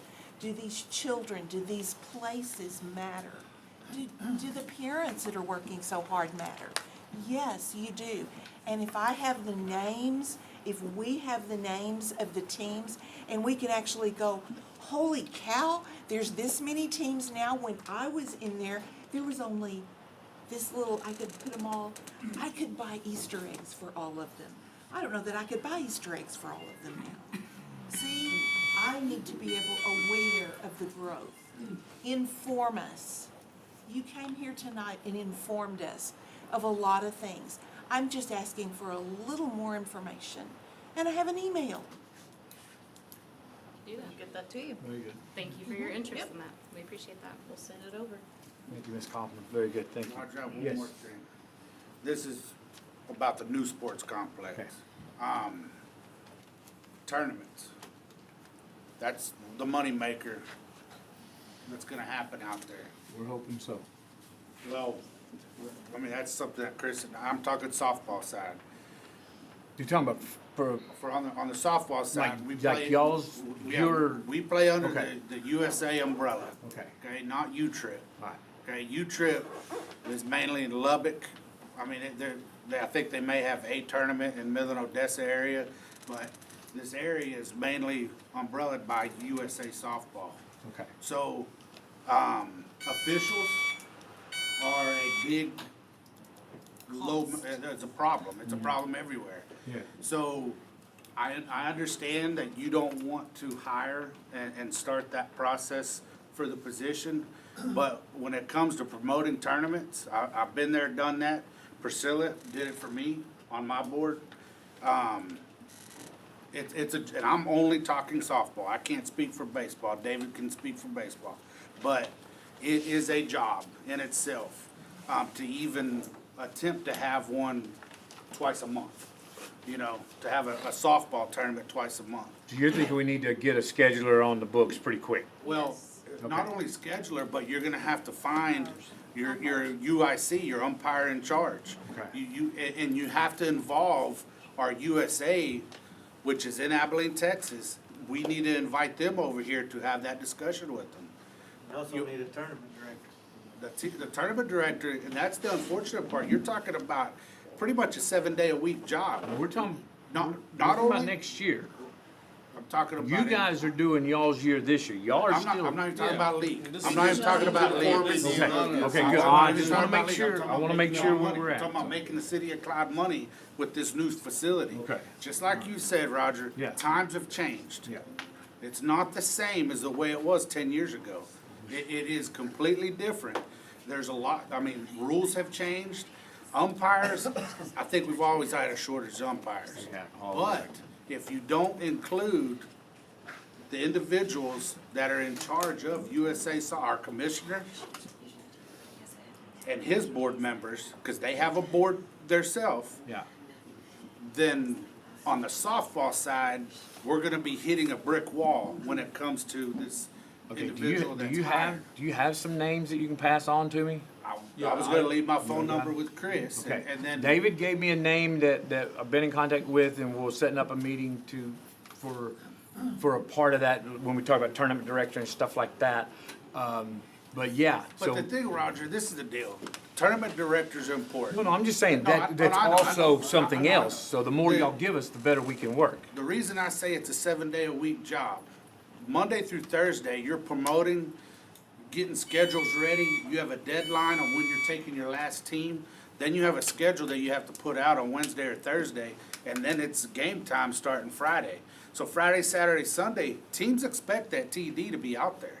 Okay. And that's where the tournament director is very important, because if you have a bad tournament, they won't come back. I don't care how nice the facility I told you is. guys the exact same thing. If you have a bad tournament, they will not come back to. Because you've played a bunch of travel softball. Yeah, yeah. And we played a bunch of travel baseball, and it's 100% true. And we are gonna hire qualified staff. I just not have pulled the trigger on hiring the staff till I get a better idea with the weather delays of when we're gonna open, because then that's eating into more operating cost. So as soon as I know. That is a good point, that we need to not hesitate when we can. And to Would go you off say- what Rich said, on the baseball side, umpires are literally impossible to get out of the Abilene chapter. We can't get them for our farm games now, so for you, if you guys get a 30-game tournament out there on the weekend, you're gonna have to have some good contacts, or you might be paying to bring them out of Waco, and that's just the truth of it. And if then they you- do that, then you you're got covering hotel mileage, costs. you're covering their hotel fees, you're covering their food. Umpires are a major Umpire issue. mileage, just on the USA side, I can tell you right now, if they're further than 30 miles away, it's 62.5 cents a mile both ways. And they want fuel offsets once it goes And they over want $5 fuel a offsets, they gallon. want a place to stay, and they want food. Speaking the language. I'm with you guys. Well, We've thought through I know, every right. single one of You these know, we're recruiting scenarios. high It's- Okay, did you Yeah. consider your umpire fees and your sanction fees and? Yes, as we start setting tournament fees, as we start setting gate charges, as we start setting the whole entire fee schedule. We've done the market research, we've looked at all the complexes in the area, we've sat down with Melissa and saw how they ran theirs. So we've got a lot of great ideas and a lot of help from other cities that are running these complexes that are pushing us in the right direction. We wanna Right, help I'm just y'all. talking about your sanction Just like fees, you're to be able willing to to help us, sanction we your wanna help tournament y'all. We with have resources USA too. softball, basically. No, that's what I'm asking you. If you got names and stuff like David, that gentleman's already reached out, so it's just a matter of setting up a meeting that we can all come in, that will involve you all I in. mean, like I said, you got your umpire fees, you got your travel fees, you got your hotels. Just a sanction fee on the USA softball side is $35 a team. And that's to make sure every team's registered and insured to cover the kit. So there's a lot of behind the scenes expenses on the tournament. That's why Friday, Saturday, and Sunday was the business side of this equation, is to pay back, because we're paying $1 million a year for this complex. And then you gotta consider, yes, you as a city are gonna do this tournament, but is USA or U-Trip or Little League gonna approve your tournament for that weekend? Because you gotta have approval from the sanctions. So. That's something we talked about. Yeah. You pick a weekend, say Mother's Day weekend, you wanna host a tournament, well, I know USA and U-Trip's gonna tell you, sorry, can't have it that weekend because they got district championships going on. So y'all need to consider those options too. Just because the weekends clash, if Clyde's having a tournament, you're taking away from a tournament that's in Abilene or somewhere close by, you know, which I understand. We wanna take the Abilene tournament. I realize that. But I get what you're saying, at the same time, That's one of those the guys issues. have already established, and there's umpires and tournament directors, all that. So, yeah, and Paul's, yeah, we want it here, but obviously, that is stuff that we need to work on. So again, that's why it's good having this information from y'all. But please don't hesitate, and please don't think that the due diligence that this man has put forth in what you're talking about, we want you to tell us this, but it might not mean that it's the first time we're hearing it. No. But thank you for telling us, because it may be the first time we're hearing it. There is a USA softball UIC in Abilene. He's in charge of all umpires within the area. So all And you're right, umpires are those are scheduled people we through need him. to be in contact with and talking to, and we certainly will. And there's an area one vice president for USA softball in Abilene. And the other thing to think about is you don't have to stick with softball. or baseball in the youth. Should I go ahead and We tell them? we can have, Is it you? co-ed. We could have co-ed tournaments on the weekend. Okay, let me introduce myself. I'm Willie Beck. I'm the USA Softball District Commissioner, Area 1 Vice President. Thank you, Mr. Beck. Okay? So that's why I know so much of this information. No, that's great. Why I Thank know you. the city fees for Abilene. Yes, thank you. That's And- why, I mean, there's so much involved in tournaments. Little League West State Tournament's fixing to happen in Abilene, July 11th through 16th, something like that. And the only place that's ever really had it around here is Wiley. And Okay. you have a great complex out here, and you could probably take it one year. But you gotta have 4 playable fields. The Little League West State Softball Tournament's fixing to happen in Abilene, July 11th through the 15th. Okay? That's a huge draw. I'm 100% born and bred ASA USA, always have been, okay? My girls, when we played ASA softball, we played U-Trip, we played IFA, we played Texas Teenage. Yeah.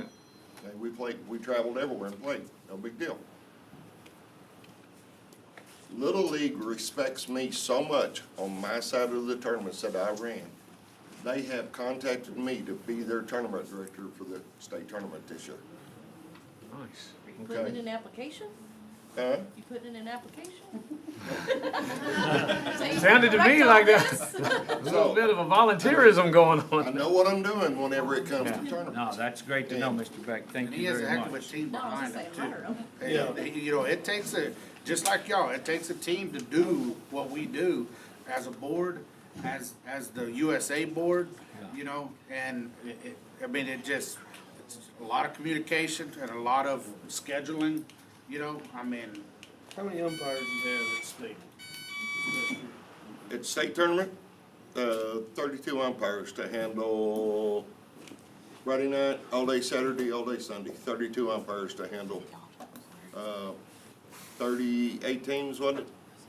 38 teams. The state's the smaller tournament, district's even bigger, we usually have 50 to 55, 60 Yeah. teams. Can I say something before everybody leaves? Just real quick. On the, just Little League All-Stars and stuff like that, just so everyone knows that, Clyde Little League has won the All-Star All-Around Tournament here. I know of twice, 'cause both my boys won, their teams won that we coached, and they took Wiley, everybody Breckenridge, all the surrounding areas, and won the All-Star, totally different than the way they do it now. And we advanced on to, you know, play in Lubbock and Plano and stuff like that. So it can be done, and I think that's another good reason to want to keep that park there, so you have plenty of fields to practice on. Because we did practice on those, sticker patches. I think everybody, I hope everybody sees that we want to move forward Yeah. with those fields out there and keeping them. That was y'all's, seems like that was one of the major concerns, was not losing practice That is fields the or ma- losing that is fields. for us. And trying to figure out also how to better those. How to get lights, how to get repairs, how to get money to do that. What can the city do to help? And I guarantee you, the city is in better shape today than it was in 2005. It's in better shape today than it was 3 years ago. So we're moving forward. I know that that doesn't help when, again, the anxiety kicks in and all of a sudden you hear that you're losing something, and then everybody gets, you know, it gets all jumbled. Again, thank y'all for being here and showing your concern and your desire. That helps us make the decisions a lot better. Thank y'all for hearing us out, Yeah, listening to thank our you. Appreciate concerns. you. We appreciate that. I got one more. Yes, sir. When can we get city water out there? That's huge. If the line's there, I sure would like to pay the city. It's a big problem. Yeah. Jerry's right there. Jerry, It's not sufficient. hey, depending on what all else we got going on, Jerry, in case you didn't know, Jerry Perkins is our public works, guy. He's our head guy right there, so he, I'm not gonna sit here and tell him tonight, go out there tomorrow and start dropping line, because I don't know everything that we got going on in the city as far as what Jerry has doing on that. I think that if we sit here, you know, we figure out that this is something we need to do, we need to move forward, how long can happen pretty quick, you know, so. I was under that the water line's already there. I don't think the water, I think, now, I don't guarantee this. We put a meter in there multiple years ago because we had, I think Callahan County Water Supply had a big leak out there or something. And this may have been during Mike's first year as, city administrator, or it may have actually been before that. I don't know. Do you know, Jerry, if there's a meter and where it is? Mr. Mayor, you're trying to get me lynched. Okay, I don't want you lynched. If I'm not mistaken, we need to check with Callahan County Water because I think that's in their CCN. And if it is, that's their lines. We'll have to check and make sure. But the line is there. There's a line right there. And whether it be us or Callahan County Water, I'm not real sure. We'll have to look at the map and see who has the line. We got water now, it's Callahan County. Yeah. But if we'd rather pay the city, it's Callahan. We'd have to get with them and those are all legal. So as part of the single certification, that is one of the areas that, Okay, all right, Mr. Carlisle, on that, because of something that we are currently working on, and that is something we're under litigation. So, give us a little bit of time to continue working on that. Again, it's something that's, yeah, so I was just under the impression that there was already a line there. there is a line, it's Callahan County's line, we supply them the water. We are working with the Public Utilities Commission. So, it's, Maybe even if you discounted the water we used out there to Callahan County, we might help. again, let's, I mean, not the full discount. hey, and again, the transparency part of this spoke to this. There is an aspect of city government that is covered under the fact that it's not yet in the open public records, and so therefore, that's all the I way. can tell you is that we're working with the Public Yes, and that's Utilities why I Commission. asked you. The question is this, the answer will be this. As soon as it is possible to put City of Clyde water out there, if that becomes possible, it will be done immediately. That would be appreciated. That would be And good. like I say, when I brought it up, I thought it was stated that there was a city line out There, we do have something out there. We did put something out there years ago. Now, were we authorized to put it out there, or were we mistakenly put it out there? Which is maybe why it never went any further. So, that's, again, parts of what we're working on now. So, as soon as we can get that park, if we can't do it through City of Clyde water and develop that out there that way, then yeah, somewhere down the line, we would certainly try and work with Callahan County Water, if at that point they would even talk to us. Look for another well. So, we will work on that as quick as possible. It ain't there. The best one is by the road. Our best well is the one right there off of 604. The second one doesn't produce anything. It's crazy. It's a primer, that's all it's used for, like 3 minutes of primer. Then it shuts off in the other one. A lot of areas, I don't know about your time, were dug out there, but the two current wells right there by the field 3, one of them is our 2 or 3 minute one. The one closest to, Does it fill that water tower at all? Okay, so, yeah. when the pump's working correctly. When it does, okay. All right, well, let us try, that's, again, those are kind of things that, if we can, those are fixes that the city can do, okay? When we can do them, that's And I something. think the main thing, correct me if I'm wrong, Clint, is he just wants to put the money back into Clyde, cause we pay Callahan County, or our permit's number 45. Yeah. I pay it every month before the 20th. And then in January, I get a full year's worth of what we've paid, Now. and then we split it. Well, they buy their water from us, so we would much rather just cut, well, I'm not gonna say that we'd rather cut them out, but I'm just saying, it would not bother us if you were paying back It'd directly. be more But if it's cost-effective. our water, and we're working together on this, don't get a water bill anyway, so we'd much rather you We be on shut that meter off, and we still pay $50 a month Yeah. throughout the months. Yeah, we did that with AEP also, I mean, with Taylor Co-op, while we had the electric out there through Taylor Co-op. We cut it off, but we still paid a meter fee every month, so. Well, again, ladies and gentlemen, and we're not through. If y'all want to continue talking, continue asking questions, please do. If you have any question for any council member, please ask. If not, then I will tell you, thank you again for sharing your concerns with us and giving us the opportunity to know what you want so that we can move forward with making that happen. Thank y'all. But you don't have to leave. I'm just, if you're ready, yeah, what?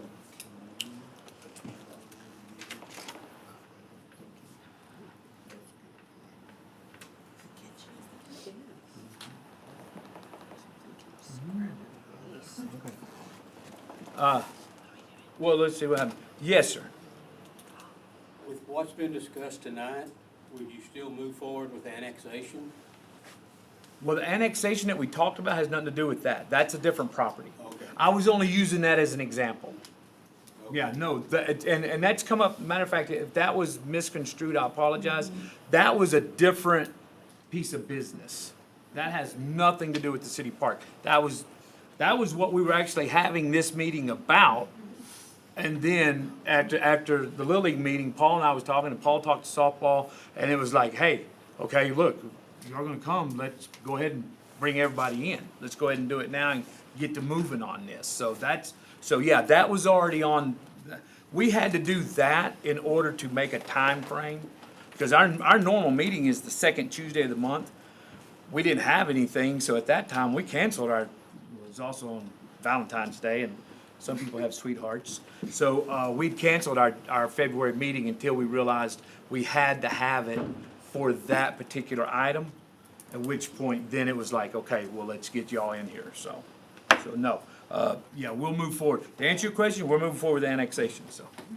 But it has nothing to do with Little League or softball. All right. Any other questions, ladies and gentlemen?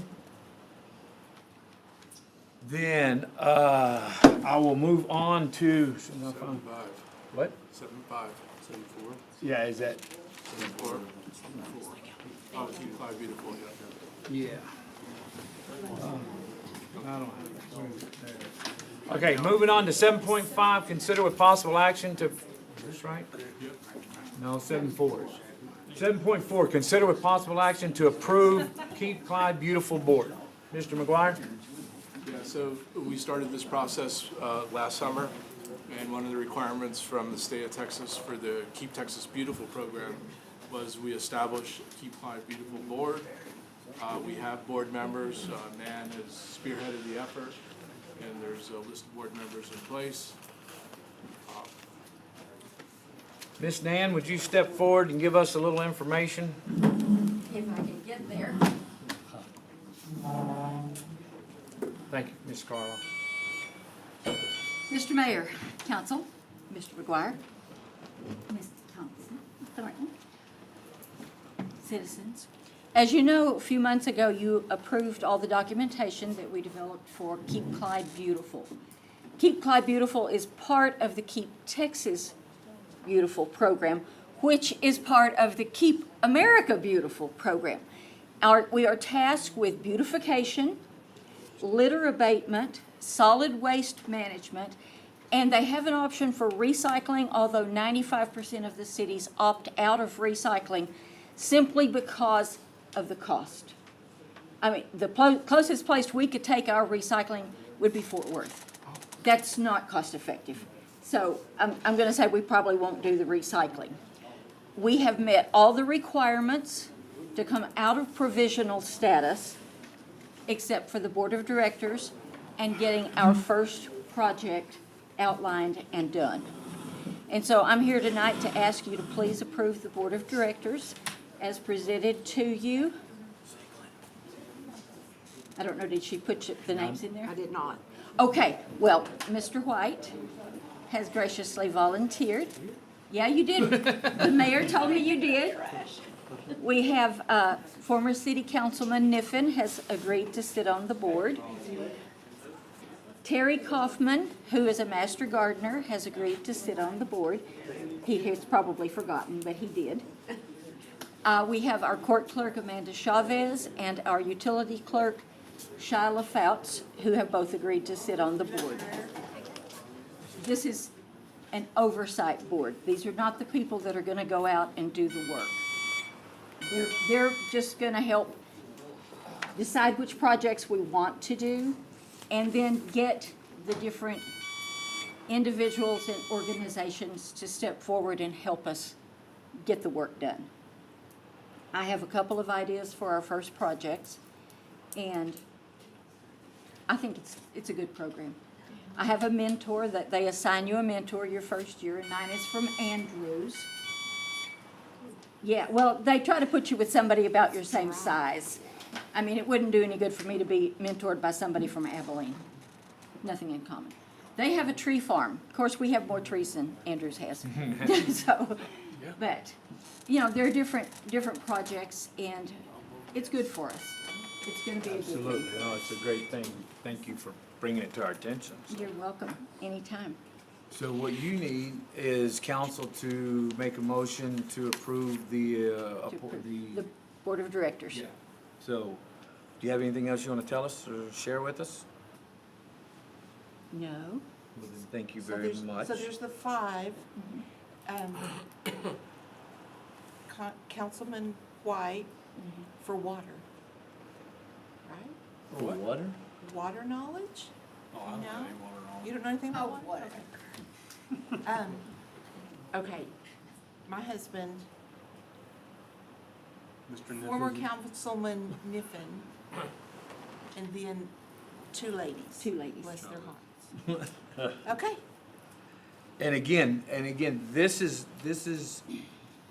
so Nan has gone through and started the legwork on all of this and then got it and then presented it to us. And now, her next step is they need a, basically, board of directors to establish now what you are gonna do, how you're gonna do it, how these things all work, all that kind of stuff. So we just need, this helps you move to your next step. Yes, it does. Out of provisional status. Out of to a provisional chapter. status, right, into You a also have to come full-fledged up with affiliate all- chapter. Yeah.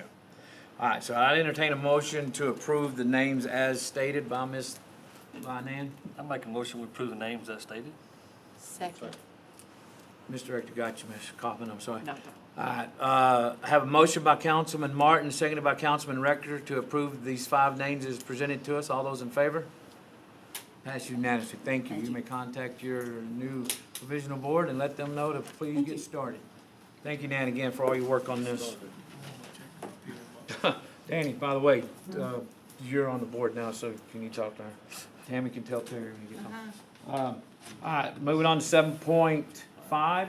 Consider with possible action to approve Clyde EDC funding Clyde CISD $20,000 for job training program. Mr. McGuire? Yes, Mr. Mayor, council, citizens, the Clyde Independent School District came to the Economic Development Corporation and asked for some funding for their youth success program. The school districts involved in this program, it's a nationwide program. There's roughly 1,200 schools in rural communities that have been established. Clyde School District is ranked number 2 in success of the program. So what it allows is a full-time counselor that's on staff that works with students. It's not limited to just post-secondary education. It's community college level, it's job training, it's job placement, it's counseling, it's helping children that are having issues at home, don't have the financial means. This program becomes a bridging strategy to ensure their success. The EDC board voted unanimously to approve the $20,000 expenditure, but by EDC bylaws and council requirements that anything over $20,000 or above requires city council to give the ultimate approval to use the funds. The program has been in, the school's been in the program for the last 2 to 3 years. They will start seeing money back from the state of Texas because of the success of the program. So this is just a short-term ask. Eventually the program becomes self-funding because of the success of the program. They gave a very detailed presentation. There was great dialogue back and forth with the EDC board. And like I said, it was a unanimous vote.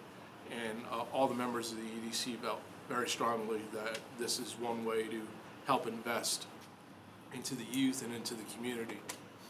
Part of what goes on is some career shadowing, and that's already started. And there is going to be some career shadowing of government. So there will be at some point here in the very near future, some kids that want to take a government track will come down here and have a shadow experience here in City Hall. I sure wish they'd have been here tonight. Where we'll be able to expose them to how government runs, municipal finance, municipal law. So the school currently is funding this program with Grant help dollars from from the state that expired, and now and so they've got to start picking up some of the money. picking up some of the tab. So the school's paying 80% of the cost of the program. The EDC was going to contribute 20% of the program. And then next year, the state starts fully funding based on the success of the program. There's a lagging time between the kids that graduated and that are placed in programs. They track who's been placed in jobs, who's gone to community college, who's gone on to four-year universities. And then they've met every gate that they've passed through, and they're ranked number 2 out of the 1,200 programs in the country. So That's awesome. Well, that kind of ties into what we were talking about with the EDC workshop and stuff about targeted dollars to career development, to workforce just staying development. home and Yeah, things like it's that. about growing the bench of people that they don't need to leave Clyde to find careers and success. That we're going to give these kids the tools that, if the goal is 4 years of college, hopefully they earn a degree and want to come back to Clyde. But if it's working in industry, in the clean energy sector, in welding, all the programs that are out there, it's about keeping the kids here and growing the community. So the recommendation is, seeing the EDC unanimously approved it, that City Council give the ultimate approval, and the EDC will send the funds to Clyde ISD. Very good. Thank you, Mr. McGuire. Council have any questions or thoughts on that? This also includes, I read somewhere about apprenticeships? Yes. Okay. It's on there too. Good. So that will cover it. Anybody else? If not, I'd entertain a motion to approve the EDC funding the $20,000 to the school. I'll make a motion to approve the $20,000 job training for the EDC. Second. I have a motion by Councilman Martin, seconded by Councilwoman Kaufman. All those in favor? Passes. I'm gonna abstain, because I work for the school. Okay. So it passes 4 with 1 abstention. Thank you very much. Thank you all very much. Moving on to 7.6. Consider with possible action to adopt a resolution authorizing continued participation with the Atmos City Steering Committee and authorizing the payment of 5 cents per capita to the Atmos City Steering Committee to fund regulatory and related activities related to Atmos Energy Corporation. Mr. McGuire? So, Mr. Mayor, Council, citizens, this is an ongoing annual requirement that we renew. This has the Clyde Gosselin law firm representing us in front of the Public Utilities Commission. The reason behind it is every time Atmos Energy goes for rate increases and hikes, the law firm takes it to the Public Utilities Commission and argues the case on behalf of 184 cities that are part of the steering committee to get the best rates possible for the citizens of the state of Texas that are part of the steering committee cities. You've approved this every year, so this is just renewing our commitment for 2023. Council's had an thank you, Mr. McGuire. Council's had an opportunity to look this over in your packet. Do you have any questions? If not, I'd entertain a motion to approve the resolution. I'll make that motion. Have a motion by Councilman Rector, seconded by Councilman McGuire to approve the resolution. All those in favor? That passes unanimously. Thank you very much.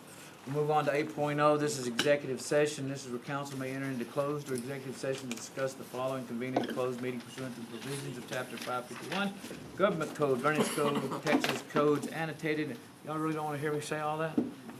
With authority contained in Government Code.